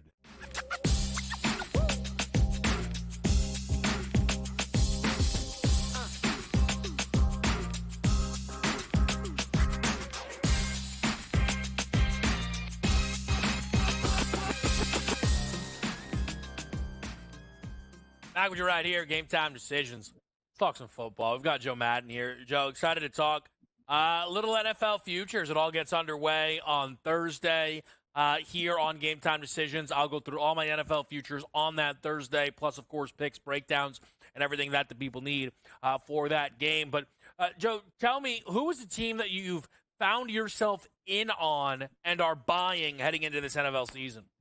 There's a couple of teams I'm buying, but I think the team that I'm buying the most in on is the New York Jets. I do think looking at this team last season without Aaron Rodgers, what they were able to do, how stifling that defense is with a mediocre quarterback out there, to say the best out of what we saw for their quarterback position with Zach Wilson and a couple others. I do think insert Aaron Rodgers, and even if he's at 70% of what we've seen out of him, at his best, we will have success here for the New York Jets. So I'm a big buyer on them. I'm taking them to take the AFC East. That's coming in at plus 160. And I do think you really circle Garrett Wilson here to come out nice and strong. I'm expecting Aaron Rodgers to get him the ball and get the ball to him quickly. I'm going to be taking him for the first touchdown in their game on Monday night. I look back on when Aaron Rodgers got injured, and we all remember how emotional he was and his statements toward Garrett Wilson's apologizing for him getting injured and saying sorry to the kids. So I think Aaron Rodgers has formed such a bond with him. He will be his number one target. I like the sprinkle, Kevin, that you can find on FanDuel at him to record 1,400 plus regular season receiving yards. It's coming in at plus 700. We look at him last season, and last season with that quarterback situation, he still had 95 receptions, 168 targets for 1,042 receiving yards. So you're telling me this kid can't get to 1,400 with Aaron Rodgers driving the ship? I really do think that he can at plus 700. It's worth my money being wrapped up all season. It's a number that Devontae Adams, if you look at his last 4 seasons with Rodgers, was kind of around. I mean, it was all health dependent. He only actually crossed the number once, but 1374 in 14 games, 1386 in 15 games. These are longer seasons. If he plays 17, that's certainly an eye-popping number there, Joe. Not something that I had looked at, but it's definitely some juice with Garrett Wilson. If Rodgers has it going, man, all the hype around Garrett Wilson could certainly be actualized. It's a really, really strong look at a big number. Joe, tell me a team that you're a little bit not as high on, fading right now heading into the season. I've got 2, the Bears and the Chargers, and it pains me to say, I'm a Bolts fan here, Kevin, but I just don't trust in the Chargers this upcoming season. And yes, insert Jim Harbaugh, fantastic coach, but I think there's going to be growing pains for the Chargers this season. Justin Herbert, I still am not convinced he's at 100%, and I do think the plantar fasciitis issues will come back within the season to haunt him out there.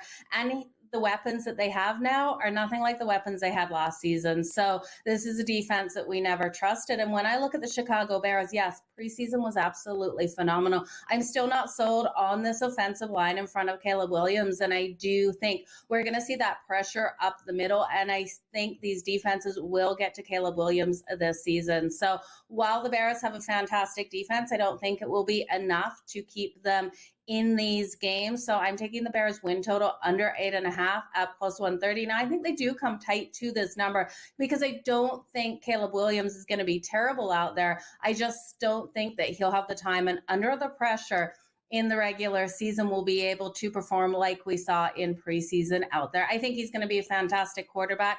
Just give him one more year before I'm willing to ride the Bears with my long-term future money, Kevin. The Bears thing is such a fascinating one. I will say on the Chargers, Joe, I think I like that team. I know that people are out on them, and I get it, and maybe I am not taking the Herbert injury potential into account enough. I think that coaching staff gives them such a high floor where all of a sudden, I feel like in years prior, Joe, the selling point on the Chargers was always, hey, Justin Herbert's probably a top 5 quarterback, and that's worth something. And now, when you talk about the pros with the Chargers, you don't really lean on Herbert's potential, which almost, I think, could allow it to be a swing factor. Harbaugh's been such a good coach in the regular season. I am interested. But, Joe, let me ask you, because I still want to get a couple picks from you here. If you're not in on the Bears, maybe not in on Caleb Williams, Rookie of the Year? Yeah, I'm not in on Caleb Williams for the rookie of the year. I don't think he gets it. I'm on Jaden Daniels here of the Washington Commanders. He's coming in at plus 600 for rookie of the year. And we saw what he was able to do in college at LSU. He's absolutely fantastic out there. And I do think there is weapons here for the Washington Commanders. This is a team I'm actually high on this season. They have a win total of 6.5 to the over at minus 120. So you're going to have to lay some juice, Kevin. But I do think this is a team that I predict can get 8 wins out there. Jaden Daniels just adds so much power to this offense, and I think he comes out and hits the ground running here. So I'm big on him. I'm taking him at plus 600 for Offensive Rookie of the Year. And then the Washington Commanders over the 6.5 wins. I would take them over 7.5 for those old numbers to get plus money as well, if you can find it on your books, Kevin. This team, I really do think, is going to be so well-rounded. We now have Dan Quinn, no longer Rivera, so I think this team has all the elements to have success. I think the world where Jaden Daniels has the statistics that allow him to win Rookie of the Year, despite me not being as high on him as some of these other quarterbacks, is certainly there. Let's try and fit it in. Joe, the Minnesota Vikings, you're in on this group? I really am. I think the win total 7.5 is too low. It's at plus 134 to the over. I think they just squeak over this. You look at Sam Darnold here, and I have actually been a bigger buyer on Sam Darnold over the years. I like what he brings to the table. I do think with the weapons out there and with better coaching, Sam Darnold is going to be able to have success. He's not going to get those big bombs down the field. We know those interceptions do come with Sam Darnold. I'm looking for those short passes. I think the Minnesota Vikings will play into his strengths, and they'll be able to get 8 wins on the season. It's going to be a fun season, no doubt about it. I'm sure Joe will talk a lot throughout it. Best of luck with the action. Baseball card again is full. We'll update you on the live slate next right here on SportsGrid.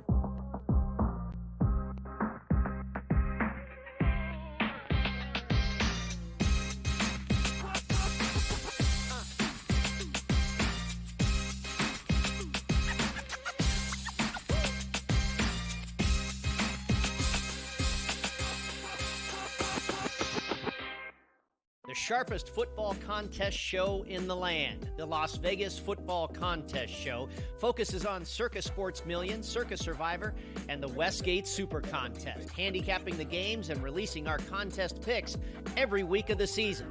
With 2 former Super Contest winners, Brady Cannon and James Salinas, a former NFL player, Mike Pritchard, and over $1 million in contest prize money won combined, the Las Vegas Football Contest Show will have you prepared this season like none other.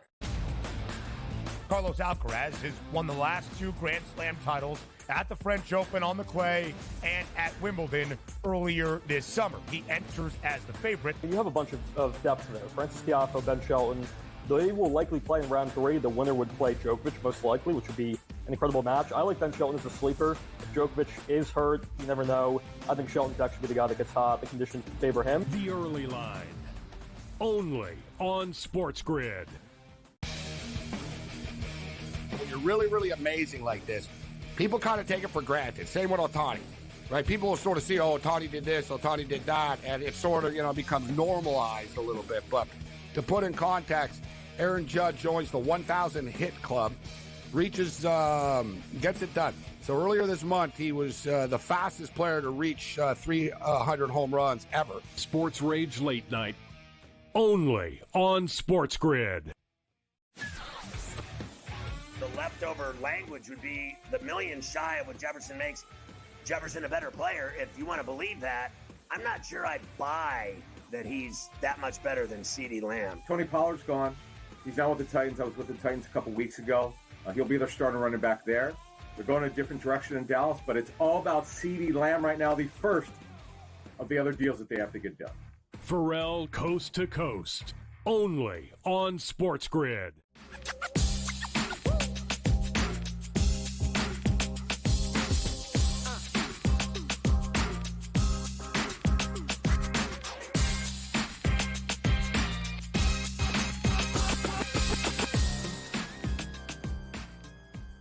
Back Back with you right here on Sports Grid. I tell you, I would not mind a little tag out right now. The crew in the back, they're just firing off their NFL bets for Week 1. They're excited. It's in the air. It's starting to feel it. So I was on radio today with our guy DRS. It just still doesn't kind of feel real that we're going to be doing NFL on Thursday. Today's helped a lot. Some good conversations, some buzz in the air. So we're going to be in the mix, man. We're going to be in the mix. Chargers are interesting. Dolphins are interesting. Bills, I'm just saying. Listen, that's the early returns. We'll do it Thursday. We'll do it. Bills under. I'm just saying. That's what we're hearing. Let's update you on the live board. W style right now. The Connecticut Sun are up 21-15 on the Seattle Storm. First quarter there, 18-13 lead. So the Sun did cover the opening quarter line. If you bet there, 8 o'clock is when the next W game will tip. And then it's at 10 o'clock at night. We'll see Aces Sky as well as the Phoenix Mercury and the Atlanta Dream. On the Major League Baseball slate, swing and a miss. Terrible pick, thank goodness. I took plus money just to make sure I wasn't laying juice and messing things up. The Orioles are up 7-0 on the White Sox. Incredible call, in fact, by Joe Madden. After seeing them have 3 runs on the board, said, do not stop there. This will keep going. And she was clearly right, as it is 7-0 Baltimore. It is only 1-0 Washington. This Patrick Corbin stuff better stop. I don't care who he's going up against. That's what. How many consecutive scoreless innings for Patty Corbin now? That's at least 9. Let's go back to the Rocky start here, because now I'm annoyed. Let's see. Did he give up that run in the 6th? Of course he did. He's so terrible. I can't stand this guy. Or did he give up the run in the 3rd? No way. How many scoreless innings in a row does this guy have? It's Patrick Corbin. This can't be. This guy's a beast. And Patrick Corbin's on fire. All right. Well, that's bizarre, man. At least nine scoreless innings for Patrick Corbin. It's not exactly how we drew it up. Minnesota still up on Tampa Bay, which is nice to see. Carlos Santana hit a home run, who actually would have been a look for me if this was still Dinger Tuesday. Why does that still annoy me so much? Like, don't you wish we were doing Dinger Tuesday tonight? Like, shouldn't we be here right now firing off home run bets? Laser Ramon, Juan Soto, Carlos Santana, Vladdy Jr. I don't understand. Logan O'Hoppe. It's Logan O'Hope to you, pal. Cut it out with these guys. You know I would have bet some national, too.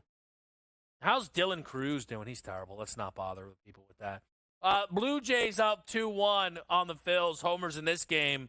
One belongs to Kyle Schwarber. Another belongs to Dylan Varsho.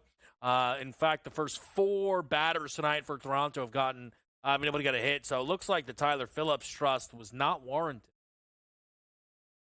Phillies are weird, aren't they? Big picture, outlook. They spent so much of this season looking like the clear-cut best team. And certainly for a while, they had the best record. You know, you look at the league now, the Dodgers have passed them for the best record. But it's just how many teams are in striking distance, right, of the Philadelphia Phillies. Like, I'm not saying the Braves are going to be able to win a division off of them. That's still 7 back. But the Brewers are only 1 back in the loss column. You know, the Padres and Diamondbacks are only 5 back in the loss column. It's just, it felt like the Phils were supposed to be the team of the year. 100 wins, just kind of create all that separation, maybe be World Series favorites. And this is why this season has just been so strange, I feel, where we don't have any teams, at least record-wise, who jump off the page as excellent. You know, last year we had 3 teams that won 100 games. If you look right now at the Dodgers' win percentage, which is 60, they're the only team. Last year there were 4 teams that had a better win percentage than what you're getting out of the Dodgers, who right now have the best in baseball. Braves, Orioles, Dodgers, and Rays. So it's going to be really interesting to see Does a team get hot? And if not, how do we parse through all of this evenness that we're seeing right now and all of this parity throughout Major League Baseball? We'll talk a little bit about that with Dave Sharapan. He'll join us next right here. It's Game Time Decisions.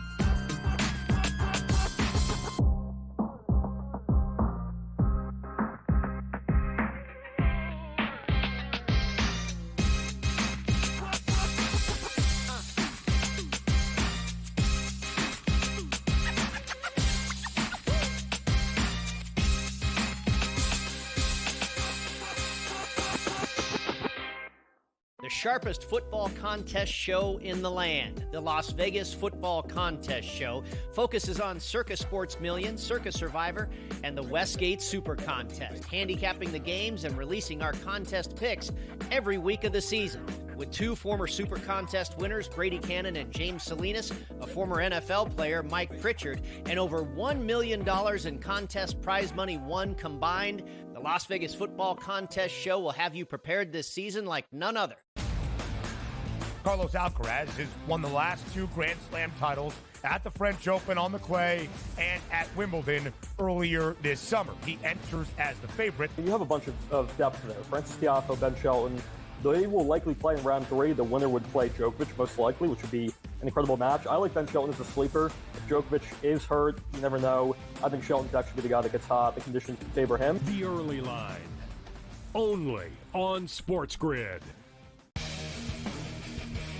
When you're really, really amazing like this, people kind of take it for granted. Same with Ohtani, right? People will sort of see, oh, Ohtani did this, Ohtani did that, and it sort of, becomes normalized a little bit. But to put in context, Aaron Judge joins the 1,000 hit club, reaches, gets it done. So earlier this month, he was the fastest player to reach 300 home runs ever. Sports Rage Late Night, only on SportsGrid. The leftover language would be the million shy of what Jefferson makes Jefferson a better player. If you want to believe that, I'm not sure I buy that he's that much better than CeeDee Lamb. Tony Pollard's gone. He's now with the Titans. I was with the Titans a couple weeks ago. He'll be their starting running back there. They're going a different direction in Dallas, but it's all about CeeDee Lamb right now, the first of the other deals that they have to get done. Pharrell Coast to Coast, only on SportsGrid.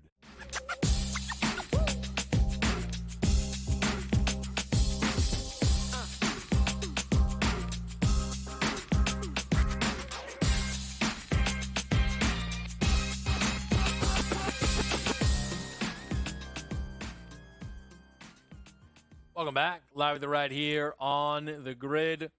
During the break, a couple of war merchants taking a look at some NFL numbers. Oh, Washington's up 4-0. That's great. I was almost going to complain, but then I remembered I had the over. Who hit it? Joey Gallo. Look at Joey Gallo carrying Dylan Cruz across the finish line. Dave, great to see you. I'm surprised you still have all the Pirate stuff, pal. It's been a while. Dave Sharapan, Sports Big Consigliere, right here on Game Time Decisions. How you feeling? Good. Skeens Day might be the last one. Broke out the old jersey, the old sleeveless 2004. Yeah. Do you have anything that fits from 20 years ago? This fits. I don't know if I have stuff that fits from 20 minutes ago, brother. I got to tell you. I like that this desk is chest high, quite frankly. Right? All right? Okay. You know, we're living on the edge and we stand up at times, it feels like. So, that's it. You know, the button-down mandate came in. Let's call it what it is. But I look sharp. I look sharp. Yes, you do. Now, listen, you've got buttons down. I gotta actually start trying to rewrite the rules here. Dave, man, there's so much to get to. Yes, sir. But I gotta pull back. College football, week 1. Yes. A lot happened. What was the big talk for you? Big takeaway for you? I mean, we saw it last night. Florida State. I don't even know where to begin. Thought maybe caught them on a neutral, over in Ireland, and a big number. They're never the right side of that game. Absolute not right side of the game. And I was joking today with Matt on BVB. I don't even know what to make the number. Like, what point is anybody going to even remotely bet on Florida State to do anything the rest of the season? I don't even think with 10-2 they're getting in now. So good luck if they win the ACC. How they can win the ACC, I don't know. Obviously, Penn State looked pretty good. I mean, you want another takeaway. Them going on a road and winning in West Virginia. A lot of hype for some of the dogs that don't get there. But all said and done, I mean, I just tweeted it. My buddy David Purdom put out a number. 49-50. That's the favorites went 49. The dogs went 50. Pretty good job by the odds makers with the numbers against the spread. Solid work. Yeah, I guess you'll take that. Tip of the cap to the boys in the back. Let's stick with Florida State. Let's play around a little bit. Saturday, September 14th, off a bye at home against Memphis. Memphis plays Troy this weekend. Let me see how big Memphis is supposed to win that game. 18.5. So you should have a 2-0 Tigers coming in off a bye. I wanted to say 6.5, but I think we're going to get Florida State bets on 6.5. So 7, or am I too low? I mean, it's going to be slightly adjusted because of Memphis's outcome, and if they blow them out. But I mean, at this point, you're just trying to find the number they're going to lay. Like they're going to take. I mean, if you put 6, will they actually lay it with Florida State? I don't know. Yes, at this point now, I think so. I think so too. But I think under a touchdown at home, off a bye, G5 team.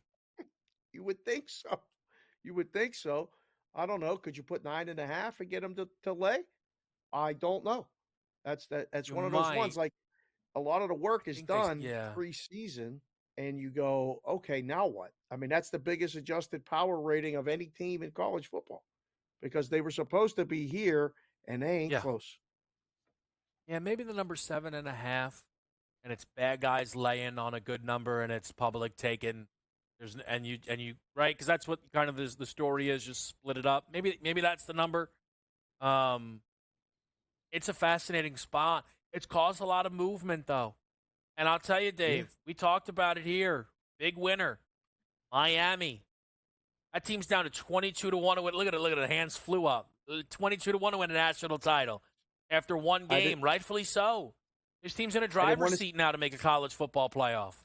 I didn't want to say it real early because, we're going to be here a couple segments, but another takeaway was how good they looked and how bad Florida looked. I mean, let's be honest. Florida is not going to be competitive in a lot of games. They're going to get blown out. I mean, you look at their schedule. They may win 3 games all season, and that's a real fall from a lot of things, and especially an SEC team on brand, it's not going to be.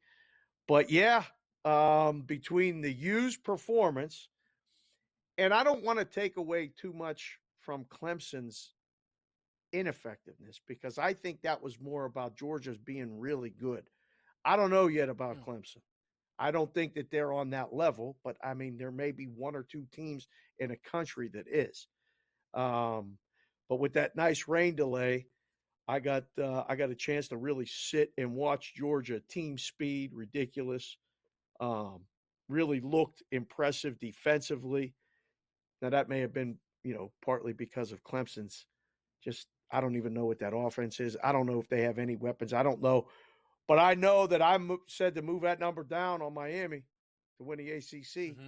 I mean, it was not, a week ago, 2 weeks ago, where it was 50 to 1. You were talking about 60. The U. We did the fingers. 60. Woo. Yeah.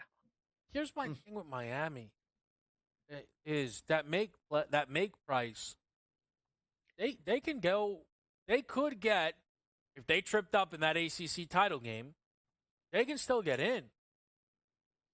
I mean, the new poll came out. The only ranked game on the schedule is at Louisville. Yep. We have an updated win total on this team. I mean, it's got to be 10.5 expensive over, I imagine, right? On Miami? 10.5. It's 10.5 minus 140 under. All right, so they should be a 10-win football team at worst then, right? Correct. That's the idea? That's what that tells you, yes. I mean, the number's 10. You don't use usually a minus 140 on a total, but if you're going to go and take a stance, that's fine. The number's 10. 10 flat is fine. It's very realistic.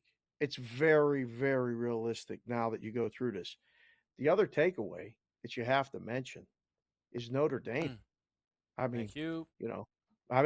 Notre Dame. I don't know if you have to put respect on their name the way you say it, but I know my buddy Gump does. Told me, I said all week I'm going to say Notre Dame because that's the way he says it, and that's the way the old school guys say it. I was impressed. That's a big win on the road defensively. Wow. I think they're in the playoff. K-Dub. I mean, I don't know. You go through their schedule. The Florida State game doesn't look as hard now. The USC game at the end, that's the other takeaway that we'll get to after the break. Yeah, we'll get to that. Here's what I'll say on Notre Dame. I had them out the playoff. Win against A&M is monster, right? The thing is, you're now beating Florida State does nothing, and if you lose to them, it's a nightmare. Correct. And there are still some trickier spots on the schedule than I think anybody would account for. I think they are appropriately priced as the third biggest favorite to make the playoff. I wouldn't lay it. I'm not using them as a parlay piece. I would just still be cautious because this is where they don't have that backboard of, well, we could just win our conference, right? So you even heard when we came in, there was a half second of hesitation from Dave saying, well, we know that Florida State can't make the playoff. I guess if they won the ACC, right? All of a sudden that could change some things. Notre Dame has no backboard. So if you go to Purdue and you forget to show up at Spoilermakers country, dang it. When you're playing Georgia Tech in the Mercedes-Benz and you're like, wait a minute, who said this was neutral site? We're in Atlanta. How did we agree to this? Right? Oh, okay, that's not how we drew that up. I'm just saying, everybody thinks Notre Dame's going unbeaten. That's not happening, all right? And I'd love to see it. They ain't going unbeaten. So where's that loss come from and how damaging is it going to be? And if there's a second loss, are they going to be able to keep their head over water? Legitimate questions there. Dave mentions USC. USC gets a lot of love. And also there was an overreaction on LSU. We'll explain. We'll break it down. Maybe Dave will disagree. We'll talk about it next.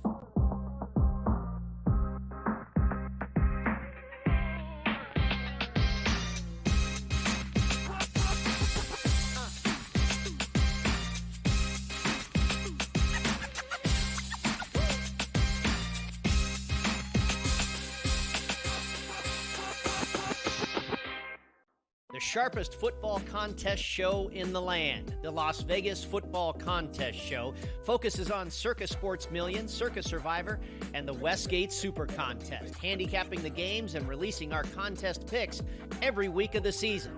With two former Super Contest winners, Brady Cannon and James Salinas, a former NFL player, Mike Pritchard, and over $1 million in contest prize money won combined, the Las Vegas Football Contest Show will have you prepared this season like none other. Carlos Alcaraz has won the last two Grand Slam titles at the French Open on the clay and at Wimbledon earlier this summer. He enters as the favorite. You have a bunch of depth there. Francis Tiafoe, Ben Shelton. They will likely play in round 3. The winner would play Djokovic, most likely, which would be an incredible match. I like Ben Shelton as a sleeper. If Djokovic is hurt, you never know. I think Shelton could actually be the guy that gets hot. The conditions favor him. The early line, only on SportsGrid. When you're really, really amazing like this, people kind of take it for granted. Same with Ohtani, right? People will sort of see, oh, Ohtani did this, Ohtani did that, and it sort of, becomes normalized a little bit. But to put in context, Aaron Judge joins the 1,000 hit club, reaches, gets it done. So earlier this month, he was the fastest player to reach 300 home runs ever. Sports Rage Late Night, only on SportsGrid. The leftover language would be the million shy of what Jefferson makes Jefferson a better player. If you want to believe that, I'm not sure I buy that he's that much better than CeeDee Lamb. Tony Pollard's gone. He's now with the Titans. I was with the Titans a couple weeks ago. He'll be their starting running back there. They're going a different direction in Dallas, but it's all about CeeDee Lamb right now, the first of the other deals that they have to get done.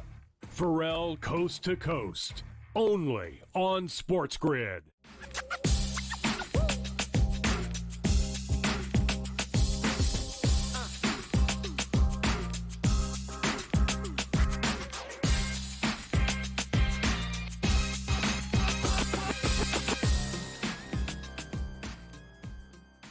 All right, back right here, live baseball board. Nats up 4-0. Orioles still 7-0. 6-1 Toronto.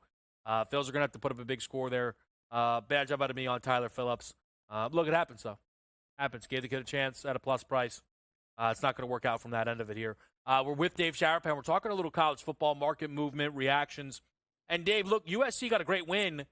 And what I thought was a great football game, I loved it. USC deserves to move up, shorter numbers. I would still argue their number to make the playoffs should be much shorter than it is.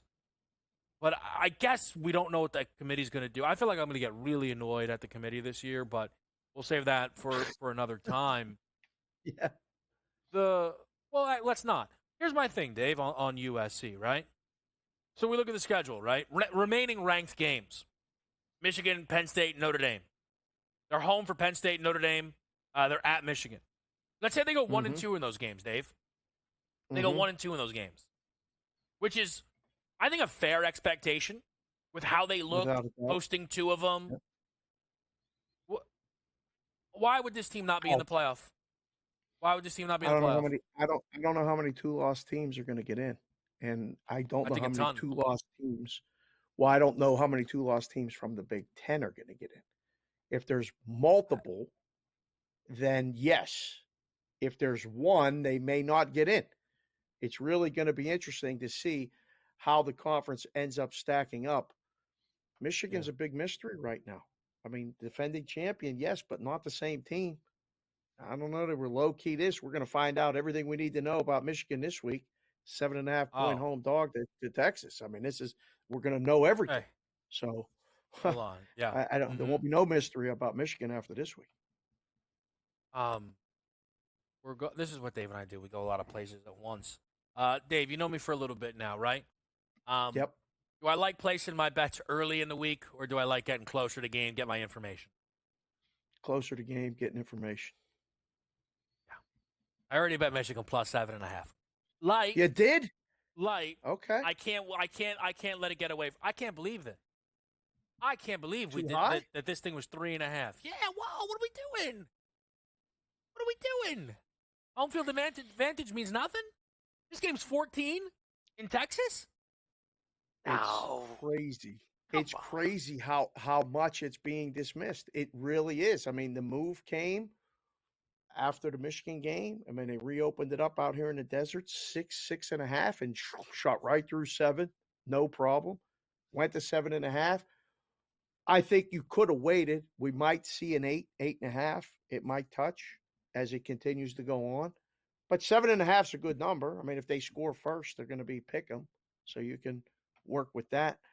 Yeah. I don't know what Michigan is, K-Dub. I don't. So when you're this early in, your preseason stuff has to matter a lot. I have preseason expect Michigan to win this game. And I'm sorry that the Colorado State, Fresno State games didn't change my mind. Like, I think Michigan can win the game. I don't understand. Right. Like, this is nuts to me. Fresno's much better than Colorado State. I understand one of the games was 16-10 in the fourth, and the other one, Arch Manning, was out there running around. Like, I get it. 7.5 at Michigan. Yeah. I had to play it because if it gets down to 6, I'm going to still be on it, right? Right. But it's a principal play. It's a principal play. For sure. Yeah. I think it's nuts. Now, let me ask you this. How's that handle going to stack up to Colorado, Nebraska? Oh, it's going to dwarf it. Texas, Okay. Michigan. Oh, that's what I figured. Oh, Lord, that is the game of all. I mean, that is the game the whole week. There's a couple good games. You mentioned one. The Cy-Hawk game will be interesting. That'll be, everybody's going to talk about that total and how many times it's gone under and under and under. There's a lot of big numbers, though. So you get two big-name programs, big-name teams with high expectations, both to make the playoff. And you got a road favorite from the SEC now, which still doesn't sound right when you say that about Texas, at the Big House. Mm-hmm. Okay, Dub, I can't say you're wrong, at least right now, taking 7.5 at all. My other crazy take maybe this is the thing I need to bet out of principle. I have no sourcing, obviously, and probably good reason to believe this. I fully believe Alex Orji is going to play quarterback in this game for Michigan. I think they ran Davis Warren out there because they knew that he would beat Fresno, and they're going to give Texas a completely different look. I've convinced myself of it fully. Wow. Davis Warren's minus 145 for passing yards. That was so low. 145 is a joke. That doesn't make sense. Well, is it Michigan's path to victory really playing it close to the vest and running the ball and out defensing them? Obviously. I mean, 100%. that is so low. 145 is his passing yard. What is Michigan supposed to score? A point? I mean, what is this? This is Army Navy? I don't know, man. I'm ready to listen. I'm about to fly up to Toronto and get up there and do the show with you know what I mean, out in Vancouver, and I will be singing fight songs and everything. Oh boy. Okay. Well, I mean, obviously, right now, I think the book is just trying to find the number, and that's what you got to do early in the week. So 7.5. Don't be surprised tomorrow. We're going to tip it over to 8. You know, it's a weird week because of the Monday games and the Labor Day. Today would be the day you'd see some little bit of, float a number out there, see what they do with it. Tomorrow will be that day. We'll know the Michigan number by Thursday. Do not worry. Okay. I look forward to it. I'll mention this because then Dave is going to get out of here. I mean, he's coming back next segment, but just the Heisman market. Yeah. The books are going to, I think, be a little lost for a little while. Yeah. Because they used to be able to hang their hat on, that team's eliminated. We can drop the kid out of here. Right. And nobody's eliminated. Nobody's like some lock to go first overall. So you can just tell right now. How many guys do they have underneath? 7, 8 guys under 10-1. I mean, under 15-1.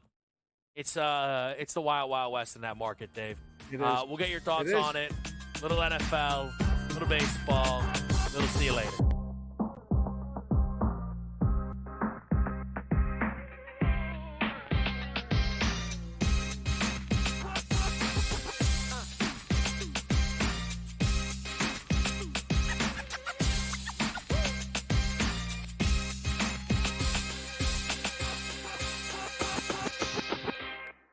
The sharpest football contest show in the land. The Las Vegas Football Contest Show focuses on Circa Sports Million, Circa Survivor, and the Westgate Super Contest, handicapping the games and releasing our contest picks every week of the season.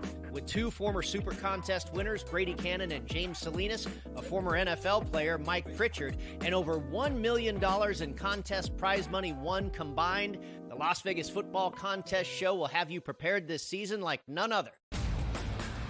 Carlos Alcaraz has won the last 2 Grand Slam titles at the French Open on the clay and at Wimbledon earlier this summer. He enters as the favorite. You have a bunch of depth there. Francis Tiafoe, Ben Shelton.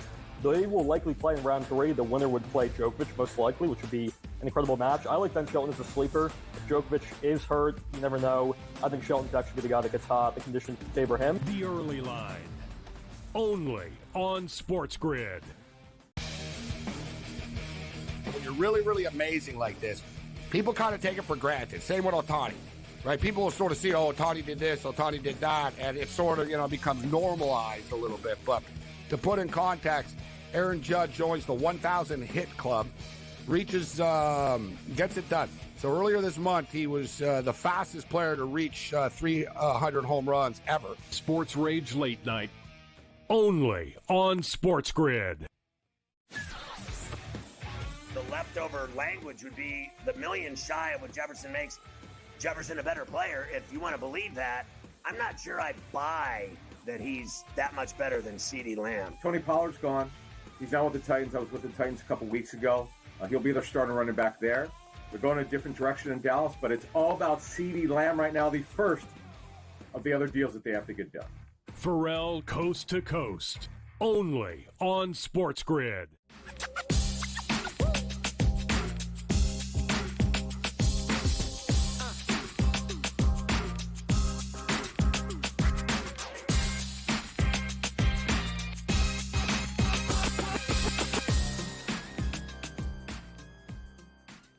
All right, we got to go rapid fire, quick bullet points.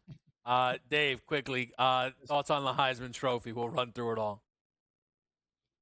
Oh, it's wide open. You're right. This is like one of the reasons why I'm glad I'm not in the room, because something happens, somebody takes a bet.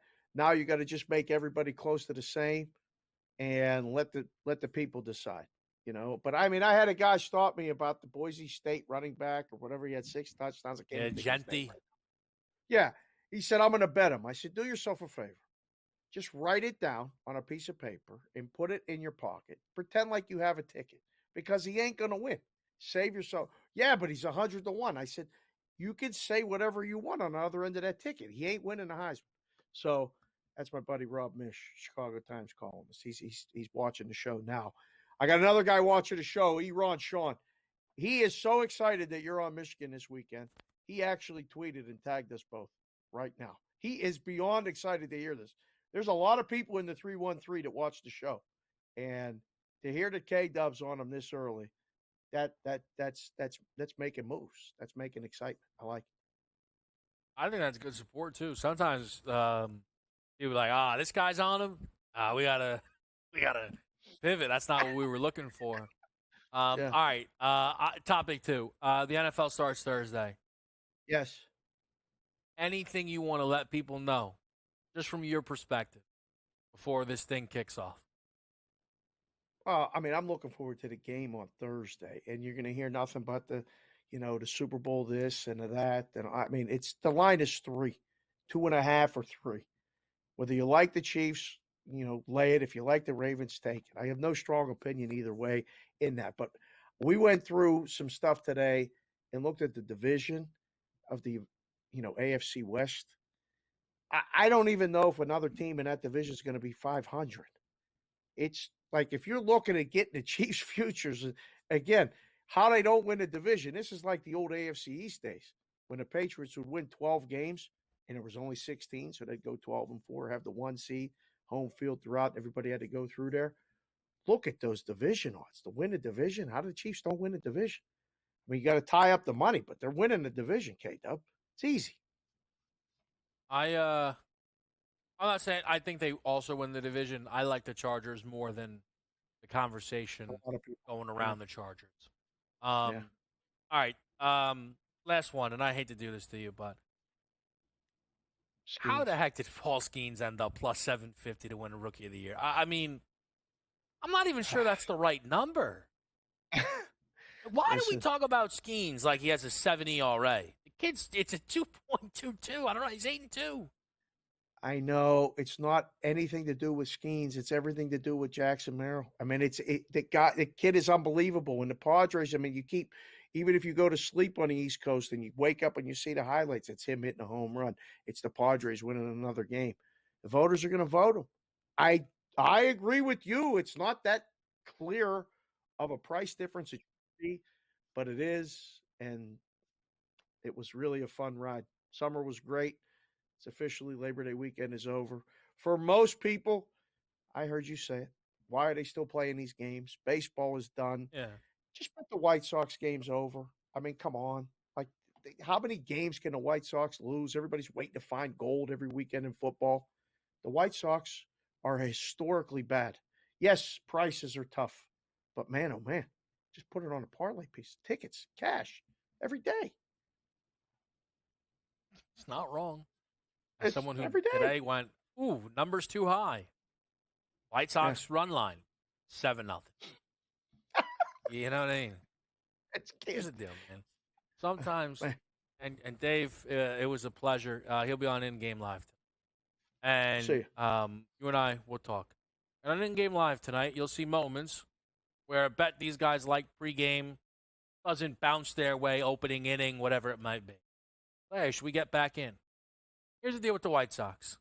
3-0, the end of the first inning. You never look at the game again. You go, whoops. All right. Hope the rest of the games come in and chasing the White Sox plus 4.5, plus 5.5. That's not what we're doing. We don't do that. We bet a White Sox game. I'm not saying it's on the board. I don't bet another White Sox game this year. Very likely, I would actually say that I don't bet another White Sox game this year. Maybe See, now I'm going to go on a rampage to make sure I win the last White Sox bet I place. I need a day off. He's laughing at me. I got to get out of here. I love you all. I'm back Thursday. NFL futures, NFL kickoff. You got it better than us. We'll see you then.